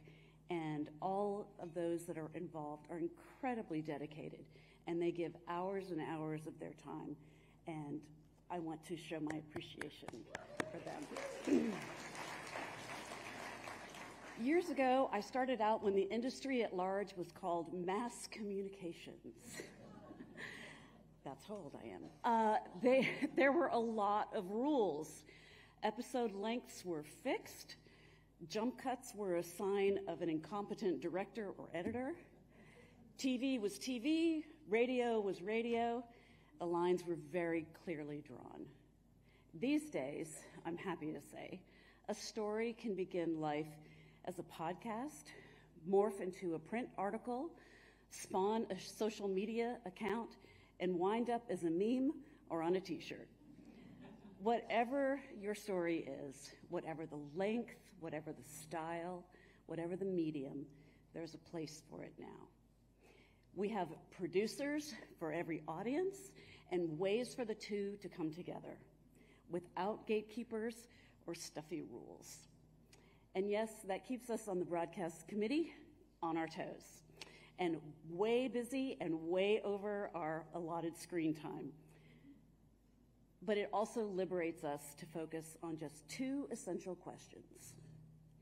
Is a piece saying something that needs to be said? And who are we not hearing from yet? And where can we find them? You can see the results. Across all broadcast categories, people with very small budgets and very small crews are sending in extremely good content from remote places. We have entries that are international in scope, and we are representing individuals and communities never made visible in this context before. And I couldn't be more proud.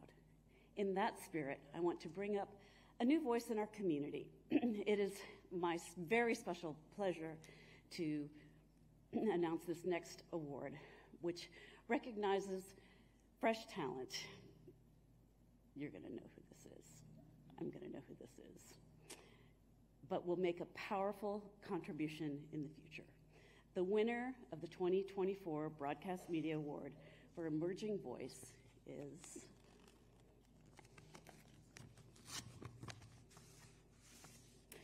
Randy Lau, Made with Lau.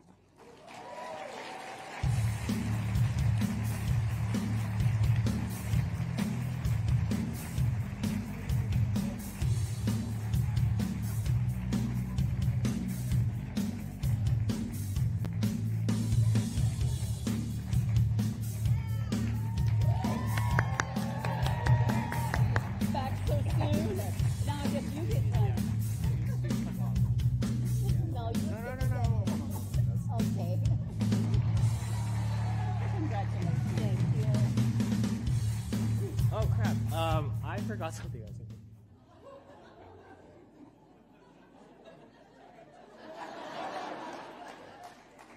Thank you so much, everyone. Sorry, I never imagined I can stay in this stage for twice.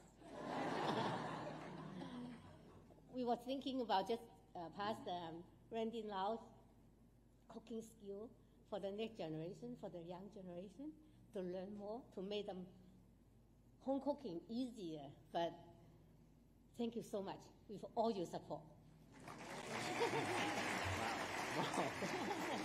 I totally forced her on stage and she just said that, so she's a natural.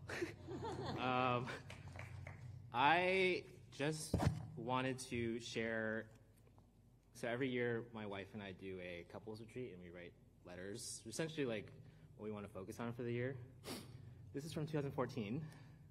I, Randy Lau, swear that I will cook with my dad and teach my mom yoga at least once a week, every week until August 31st, 2014.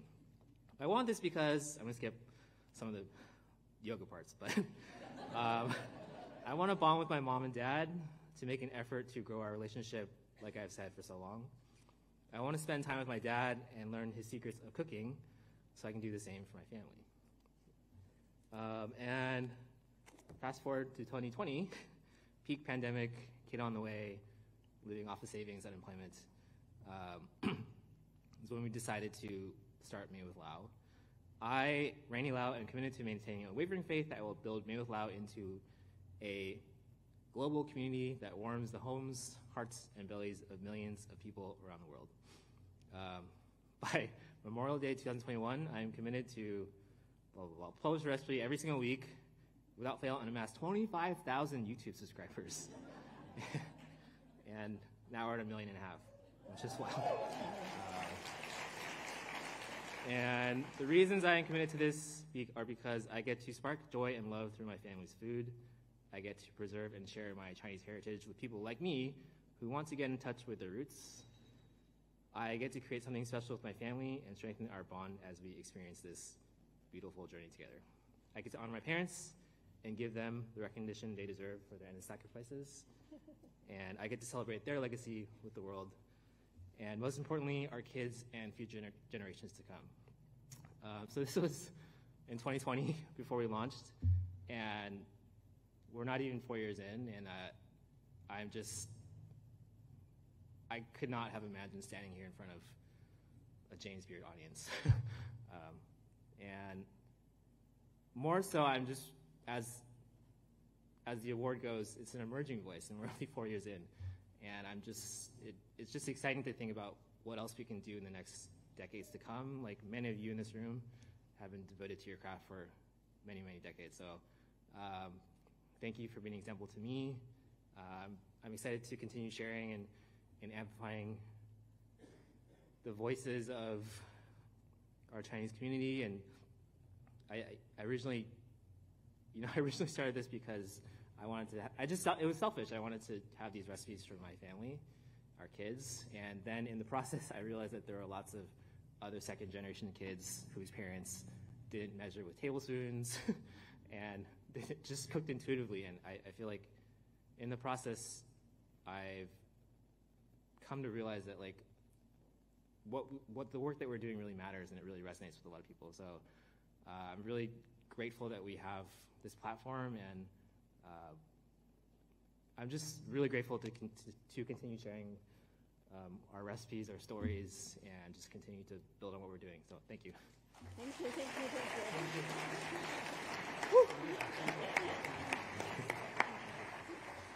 Thank you so much. And you know, Randy, we just got a call with your double win.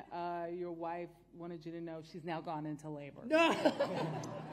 You just sent her there. Yeah, congratulations. I'm gonna go home now. Yeah, go home. Yeah. Go home. Take care of your wife. Yeah, thank you. Oh, thank you. Congratulations. Okay, I thought I would land that joke a little bit better, but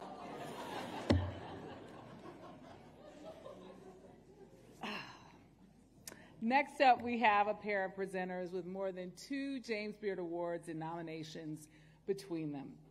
They also won the very first Beard Award for Best Podcast. Hey, they started something. It was for their work on The Feed. Remember that?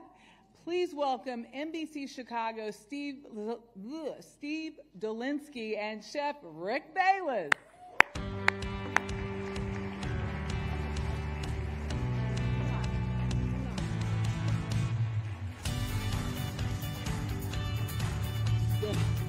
Thank you so much, Michelle. We're very happy to be here, to be back. Hey, Chef, I got to ask you a question. Yeah. What's the best thing about Chicago food? Eating it? Totally agree. How about second best? Well, I would like to say making it, but I don't think that's where you're going. Is something like talking about it? Bingo. Okay. Or writing about it, Okay. which is like another harder form of talking. Great writing is not only evocative, it can cause readers to make reservations, which is makes me very happy. But food is not the only thing we taste or talk or write about in our business. I know you're a big fan of mezcal, for example. Yes. Our next category recognizes original style, unique knowledge, and wordsmithing in single articles by reporters on the libations beat. The nominations for top shelf journalism about beverages are Betsy Andrews, 750 Daily. Emily Bingham, Travel and Leisure. Dee Watkins, Salon. And the winner is Dee Watkins, Salon.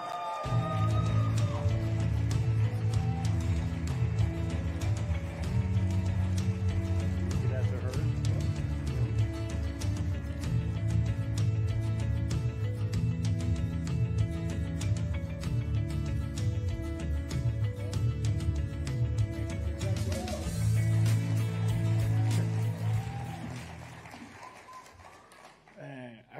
can talk for 3 hours, but I'm not, I promise. I just want to thank the Baird Foundation. But first I want to thank God. Whoever you pray to, through God, things are possible. I want to thank the Baird Foundation for selecting me. But most importantly, more than anything, I want to thank my wife, Karan Watkins. My beautiful wife, she's in here tonight. Please give her a round of applause. I promise you, I'm not in the doghouse. I'm saying this because, you know, without her, I wouldn't have the space and energy to put these kinds of stories together, to do the research, to be able to be my full self. And I've become a better person since we met, and I'm just so thankful. I also want to thank my cousin Maja, who passed away. She was one of the main people in the story. Rest in heaven, Maj. I know you're pulling strings for upstairs, and I just want to send a shout out and send love to everyone in the category, to everyone who was nominated, to everyone who's here, everyone in this room, and especially the people from Baltimore. Shout out to Spike, shout out to Lisa, shout out to my brother Taja, shout out to Crystal. I love all y'all, and I thank you.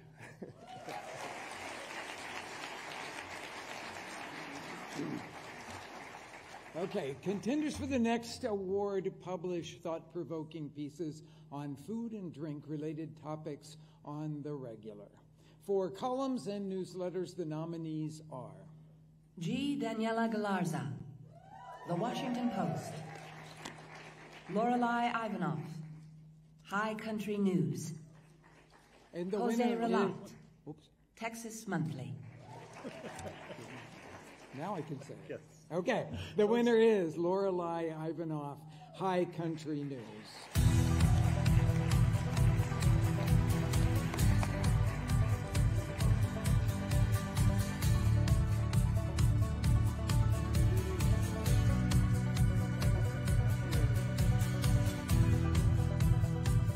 Don't think they're here, but congratulations. Okay, Congratulations. You'll hang on to that for them, all right, for Lorelei, all right? Put this away. We'll hang on to it. Okay, great. All right, next category celebrates engaging, in-depth, long-form journalism on food and or drink topics. For feature reporting, here are the nominees. Chelsea Carrick, Good Beer Hunting. Diana Hubble, Gastro Obscura. Samia Kalia, Al Jazeera Digital. Okay, and the winner is Diana Hubble, Gastro Obscura.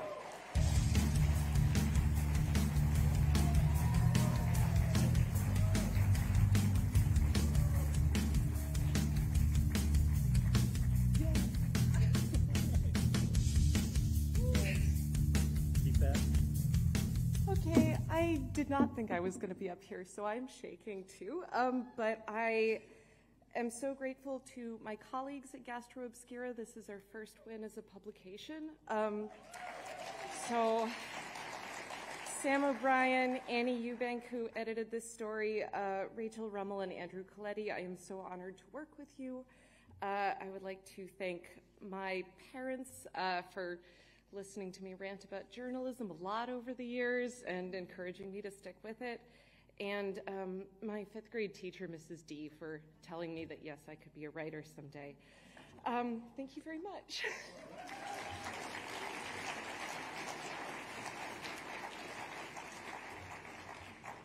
This next category acknowledges reporters who reflect on the importance of history and culture in food and how what we eat connects us with who we are. The nominees for Foodways are Mahmoud Haboush, New Lines Magazine. Jory Lewis, Switchyard and Food and Environment Reporting Network. Julia O'Malley, Grist and Food and Environment Reporting Network. And the winner is Julia O'Malley from Grist and Fern.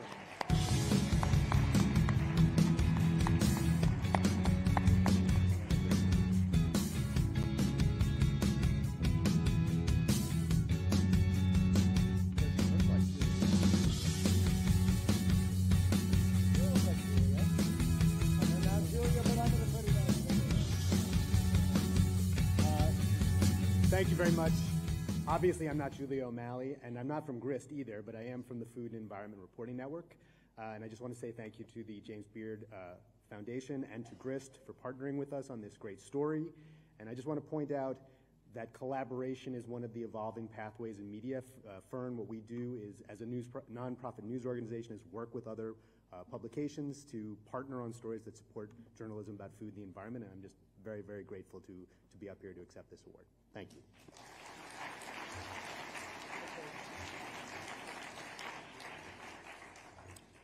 All right, this category we are both fans of. Whenever I travel, I typically go on at least one eating tour. Yes. I know you do too. Yes. When someone does the meticulous research ahead of time, like our friends at Culinary Backstreets, it opens up a new experience you just do not get otherwise. For writing about dining and travel, here are the nominees. Hannah Albertine, Adam Irache, and Bradford Pearson, Philadelphia Magazine. Jessica Griffin and Craig Laban, The Philadelphia Inquirer. Daniel Hernandez, Los Angeles Times. All right, and the winner of this category is Jessica Griffin and Craig Laban from The Philadelphia Inquirer.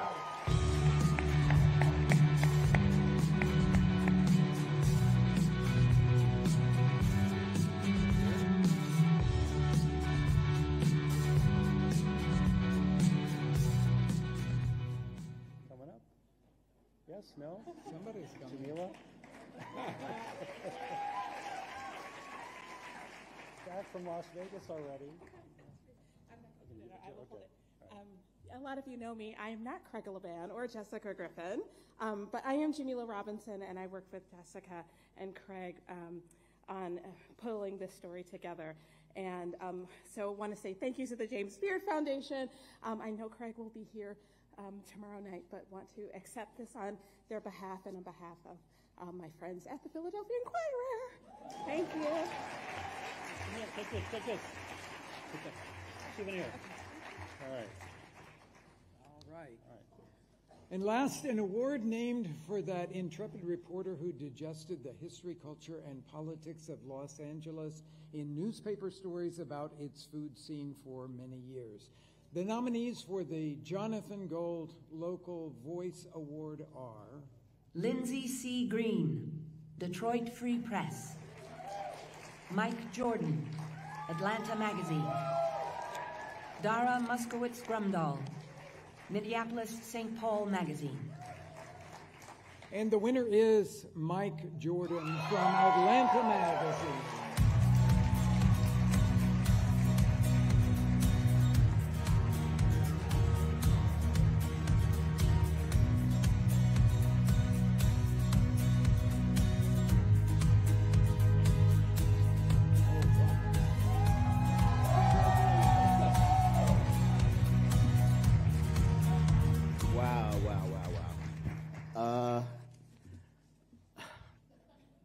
Some of y'all know I'm like, wow, okay, all right, wow. My wife is in the building. Her name is Jacinta Jordan. She's right over there. She's beautiful and amazing. She was not here last year, but she's here this year. Thank you. I love you very much. Big shout outs to the James Beard Foundation, not just for this award and being recognized, but for being more and more a place for community for black food writers, which is not found in enough places that should be supporting this. I won't call any names, but I'm very passionate about this. I love the work that you all are doing. I love the fact that you all are a welcoming organization to us. There need to be more black food writers, more black food editors, more black food publications. I stand on this. People know I stand on this. Shout out to the greatest city in the world, Atlanta, Georgia. I can't believe that this is really not just my award. Atlanta is the biggest underdog in this culinary scene. I argue with very famous people about Atlanta's dining scene all the time. I want all of you all to come to Atlanta this year and eat at all of the restaurants in Atlanta. Every one of you has that assignment. I'd like to thank the former editors of Atlanta Magazine who also stood on business and left that magazine on account of a publisher saying that the coverage was too woke, too gritty, and too urban. And I wrote a lot of, that's why I submitted myself for all three of these stories for Atlanta Magazine. So it means a lot that this won. because there's no such thing as too woke, too gritty, or too urban. You know what's crazy? I didn't even write this speech. It seems like it's going good. Wow. To my fellow nominees, I mean this sincerely because I was nominated for this award last year and I came here completely expecting not to win, and that would have been fine because I shook my ass last year after I didn't win, and I will shake my ass after I won this time, and I hope y'all shake y'all's asses too. Everybody who was nominated for any award here. It's very important and it's an honor. It's great. It's beautiful. My mother, who passed away in 2022, who would have been here, who didn't get to see this, taught me to cook. I make gumbo and freeze it. I give it away to my aunts and family, and if I cry, it's because I love my mother so much. And last, I wrote this outline of a speech on a note that my daughter wrote me last night, and it says, "You've got this. Even if you don't win, none of us will be disappointed. You are a winner regardless in my heart. Rooting for you always, champion, Sienna. Future Delta and Southwest pilot, I'm too fly for you." Thank y'all very much.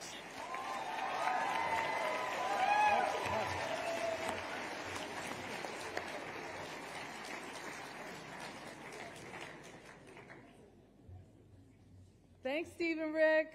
You left too soon.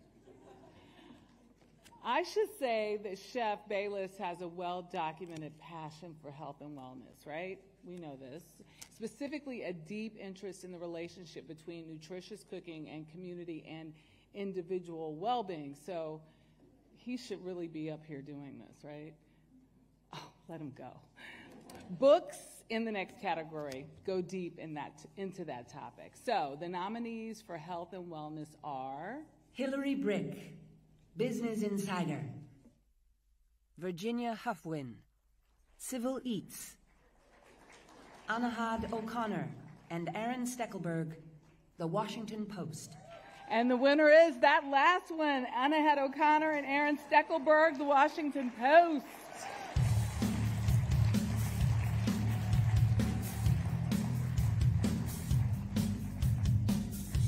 And, oh, is that you? Are you coming? Anahad? Oh, okay. You can't wear it. I'm not you wearing can't it. wear it. Not wearing it. There we go. I'm neither Anahad nor Aaron, but I work with both of them at the Washington Post, and I would just like to say thank you from them. Oh.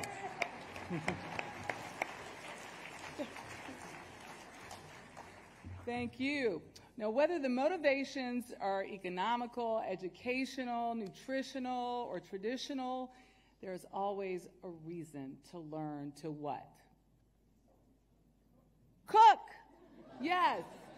For writing about home cooking, the nominees are Noah Galutin, Eater; Lan Lam, Cooks Illustrated; Mari Ayahara, Food and Wine.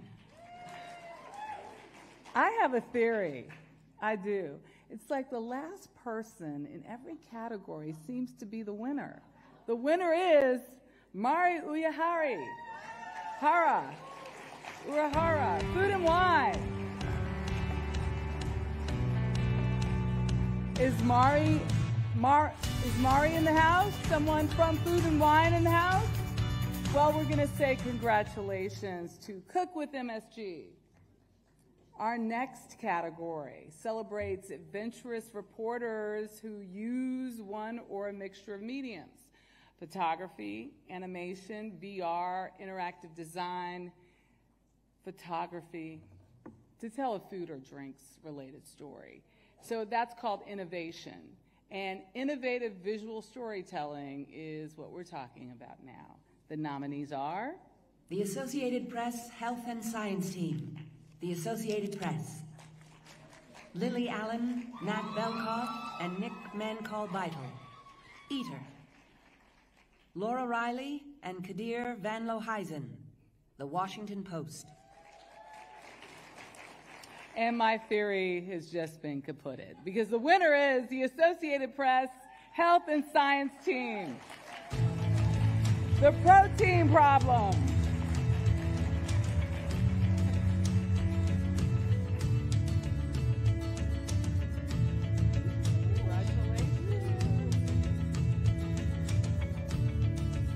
Thank you so much to the James Beard Foundation. This is such an honor. I'm Shelby Lum, a video journalist on the Associated Press's Health and Science team, which means I'm usually on the other side of microphones. But I'll be quick.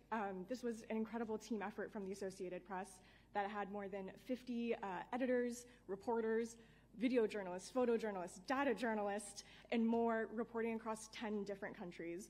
And for the protein problem, we were asking, how do we feed our growing world without killing our planet?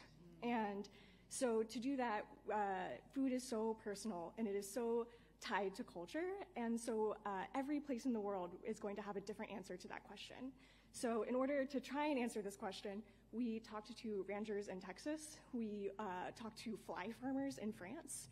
We walked with nomadic herders in Mongolia and Senegal, and talked with soil scientists in Brazil, all looking at our food systems and their impact on our environment. So thank you so much to the Associated Press for giving us the space to do this project, and to the Howard Hughes Medical Institute for their support for the health and science reporting at AP. Thank you so much.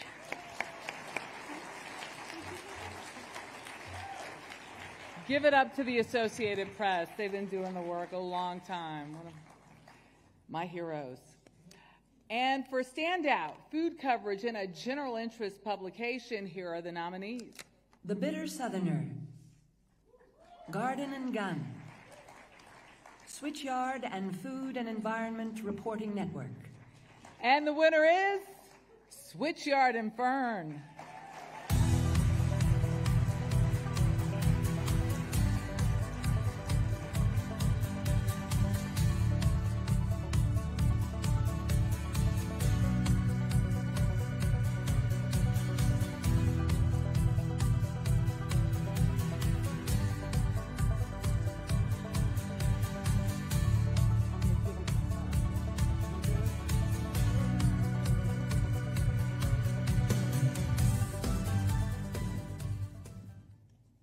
I'm Ted Genoways. Congratulations, Ted. That's Ted Ross. Whenever you get Teds together, good things tend to happen. I just would like to thank Ted Ross for the support that he gave to Marianne Andre and me as we produced the food issue of Switchyard. It was our second issue of the magazine, so a pretty remarkable thing to receive this honor. I'd also like to thank the University of Tulsa for funding the magazine, and in this media environment, having the attitude that we should start a magazine instead of closing one.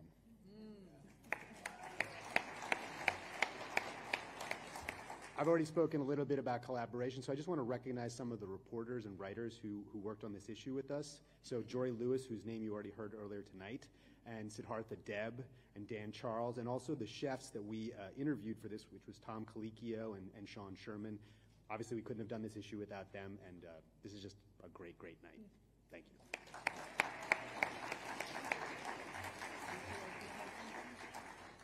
Thank you. Oh, please. Thank you. Congrats to all the nominees and the winners so far. To take us into the next part of the program, I want to bring up Mr. Sam Toya. Yeah, I knew that. President and CEO of the Illinois Restaurant Association, proud partner of the James Beard Awards. Welcome, Sam Toya.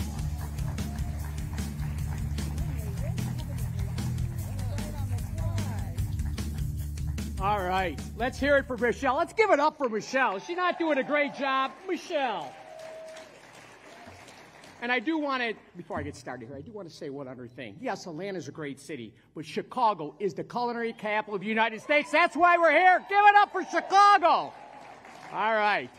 On behalf of the Illinois Restaurant Association, I want to say that we are so proud to partner with the James Beard Foundation again for this year's celebration of excellent American cuisine and American food media. Our organization exists to promote and raise awareness about our state's restaurants and chefs, but we know that we are part of a much bigger ecosystem, and we can't do our job without all of you, so thank you. We really thank you. I'm going to give it up for all of you out there. And speaking of doing my job, besides promoting Chicago, I like to honor the James Beard Awards tradition now and invite you all to turn your attention to the house right tonight here as a glorious group of local chefs who have gathered together with their teams. Let's give it up for the chefs. Come on, let's hear it for them. It's all about the chefs. Come on. Oh, I think we should get a standing ovation. Let's give it up for them. Come on. Give it up. Give it up. All right. These are the people responsible for the delicious meal we are feasting on today.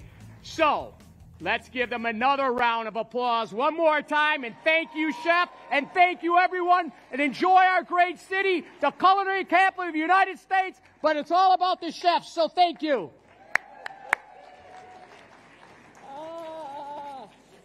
It's all about the chefs, people. Our next presenter is a luminary in the business. She's a bona fide gourmet, but a scourge of snobbery, who once said, and those aren't my words, the Beard Foundation says this: anyone who thinks they're too grown up or too sophisticated to eat caramel corn is not invited to my house for dinner.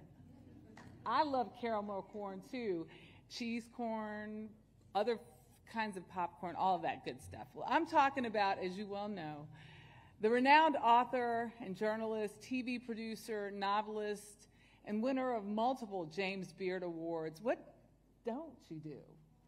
I don't know. Including the 2024 Lifetime Achievement Award winner, please welcome the one and only Ruth Reichl.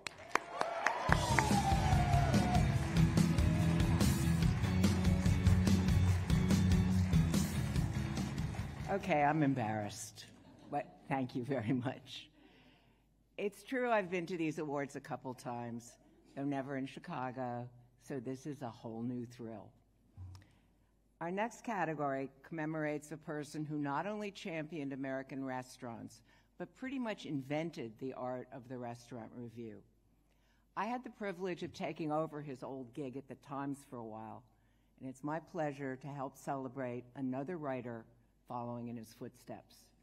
The 2024 nominees for the Craig Claiborne Distinguished Criticism Award are Louisa Chu, Chicago Tribune; Craig Laban, The Philadelphia Inquirer; Helen Rosner, The New Yorker. And the winner is Helen Rosner.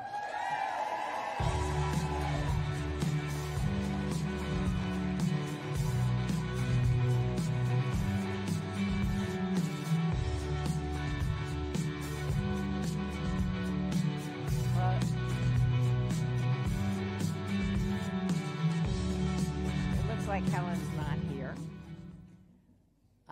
but she has a great piece in this week's New Yorker. Candidates in this category never give up on a hard story and follow the smallest lead, sometimes in dangerous places, to report on environmental, political, business, or policy issues related to food and drink. Without them, the world would be a much more dangerous place. The nominees for investigative reporting are Hannah Dreyer, The New York Times; Alice Driver, Lisa Held, and Aaron Van Nest, Civil Eats; Ian Urbina and the staff of the Outlaw Ocean Project; the Outlaw Ocean Project, The New Yorker, and the New York Times. And the winner is Hannah Dreyer.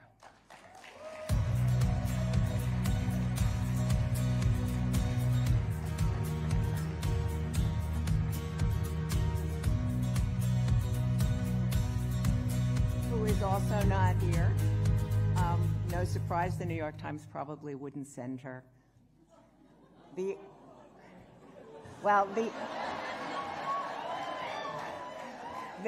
year that I got the award for best restaurant writing, my editor, who went forgot to tell me for 3 days when I was at the New York Times. A recipe tells you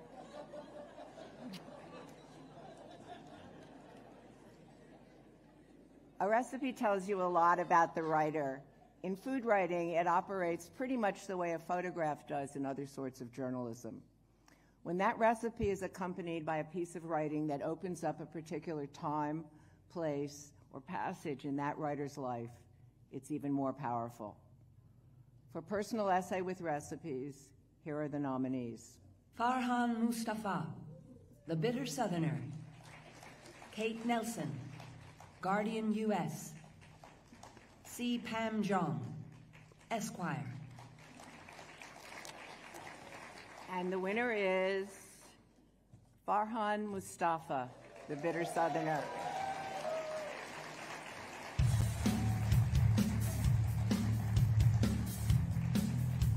At last we have someone.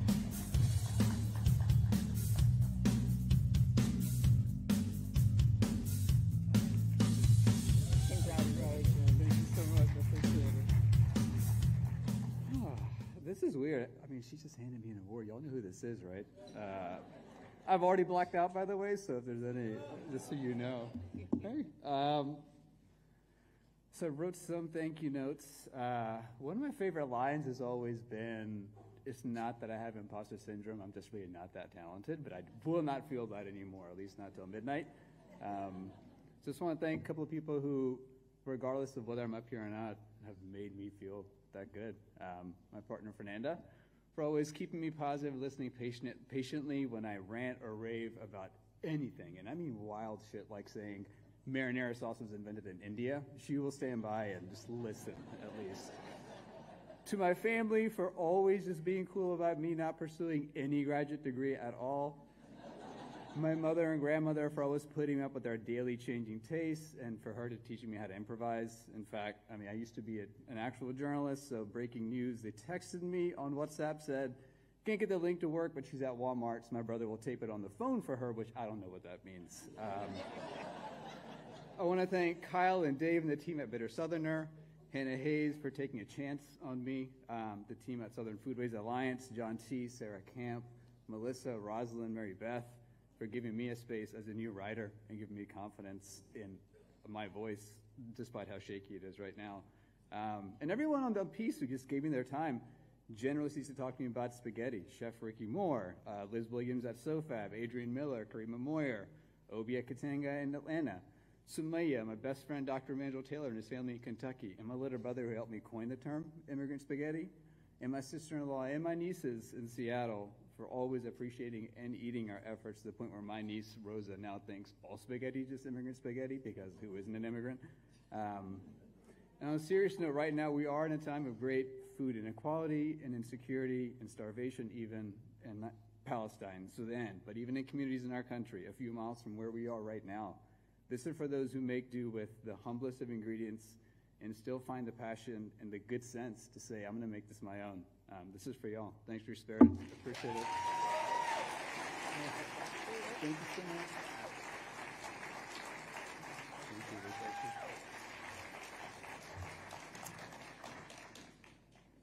For Personal Essay with Recipes, here are the nominees. Angela Burke, Eater. Stephanie Grant, Good Beer Hunting. Julia Langbein, Bon Appetit. And the winner is Julia Langbein.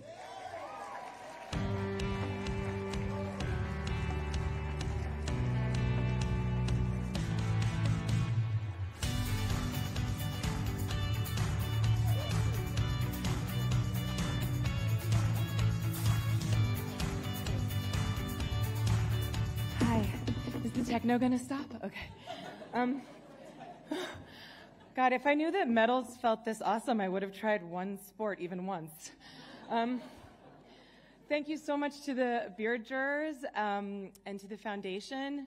Thank you to my editor at Bon Appetit, Hillary Cadigan, and the recipe developer, Chris Morocco. Yes, for the recipe developers. And thank you to my husband, John, who's here, described himself yesterday as having a, quote, natural, easygoing charm, and I completely agree.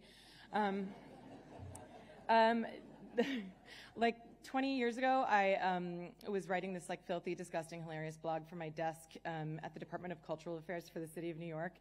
And these people over at Gourmet, which I always imagined as like literally Golden Tower, were reading it, and they like plucked me out of obscurity and saw through my vulgar, unpolished, disgusting husk to like the corn talent below.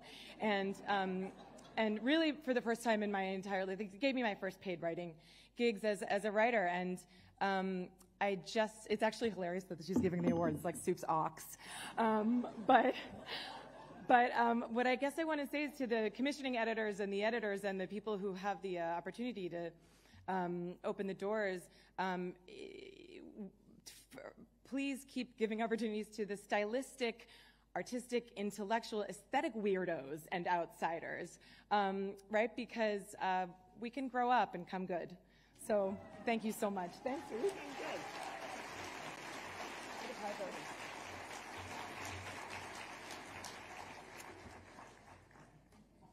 The next award recognizes writing that brings its human subject to life on the page in vivid color and essential detail. The nominees for the award for profile are Hannah Goldfield, The New Yorker; Alex Halberstadt, The New York Times Magazine; Jason Sheehan, Philadelphia Magazine. And the winner is Hannah Goldfield.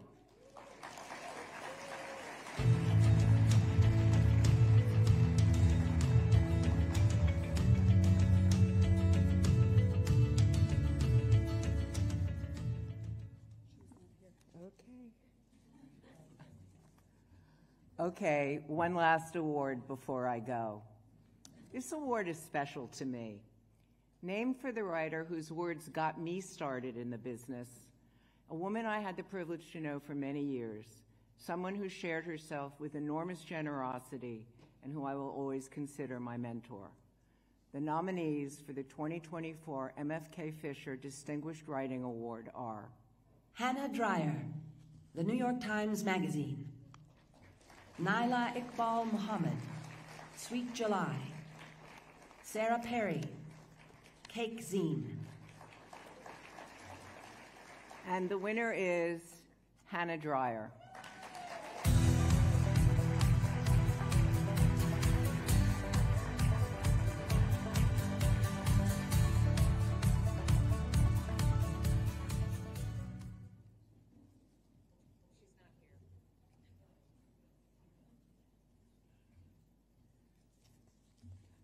Ruth Reichl, she is one of my idols, so it's so great to be here and pass her right here on the stage. I just want to say hello to everyone here today. I'm so excited to be here. I'm going to tell you guys something a little personal about me. When Jamila Robinson asked me to take on this role, to be honest, I wasn't sure the timing was right. For starters, she left some pretty serious shoes to fill, so let's just be honest about that.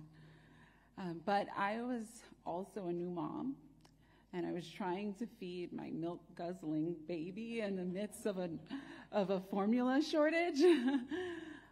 So the stakes around food insecurity had come home to me in the most profoundly intimate way. But that experience, harrowing as it was, also tapped into the central nervous system, the motherboard, if you will, of my identity as a journalist. I began my career writing about restaurants, moved to breaking news, and then came back to food with a sense that food stories could be vital public interest stories. Now, here I was experiencing that firsthand in my own life. So to be offered the opportunity to uplift unheard voices and expand conversations about food through the institution of the James Beard Foundation, there was no other answer but yes. Serving as chair of the Journalism Awards Committee this year has been a joy and a revelation. Our committee reviewed story after story by journalists who bring the beauty and the fragility of our food systems to light in a new way. From the intricate relationships between snow crabs and indigenous communities in Alaska, to the way constrictive gender roles can turn the act of cooking into a form of captivity, to the surprising mysteries concealed in a humble box of chicken stock. Stories like these challenge how we think, and they challenge how we act and how we take care of each other. I want to thank my colleagues and our team of incredible judges for your hard work and dedication. I look forward to a whole lot more this year. The final award today goes to a journalist who does not yet have a prominent platform or a large following, but whose insightful questions and unique vision deserve attention and celebration. The winner of our 2024 Emerging Voice Journalism Award is, oh my goodness, it's so exciting to do this. I'm shaking. Cuisine Noir, the Global Food and Drink Initiative.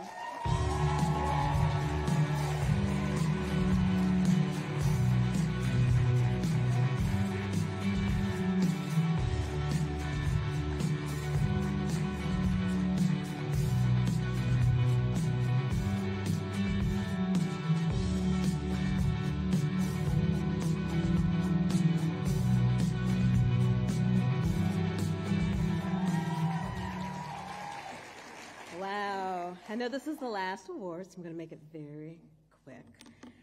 But I want to thank the James Beard Foundation for this incredible honor. I'm just so thankful for this recognition. Thank you.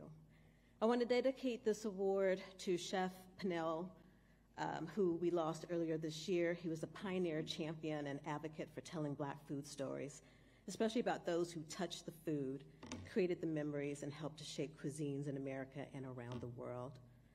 I want to say thank you, thank you, thank you to my incredible supportive family, my sister's here today, my mom, my dad who's looking down from above, and my other sister, friends, my amazing team of talent, my amazing talented team who put their heart and soul into our work, and then those who trust us to tell their stories.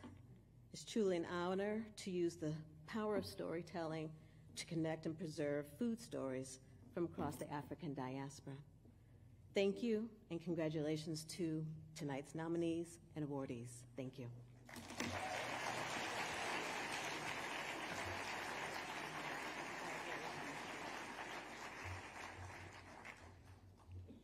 Well, audience, congratulations.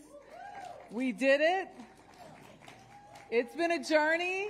Big thanks to every one of our contributors.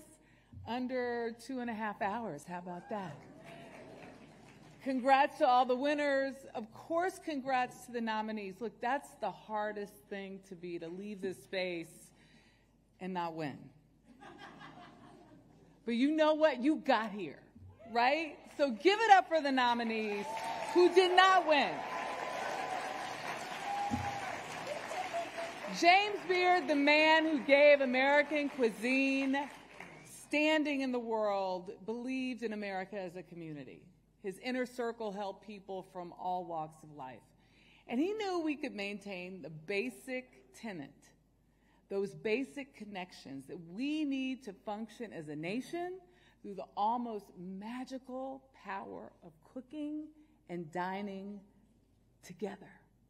At this moment, of all moments, it bears repeating that together we are.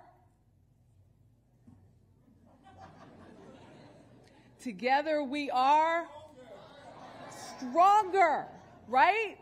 Stronger. You see that? Okay. I am so moved and proud to have taken part in this celebration, so thank you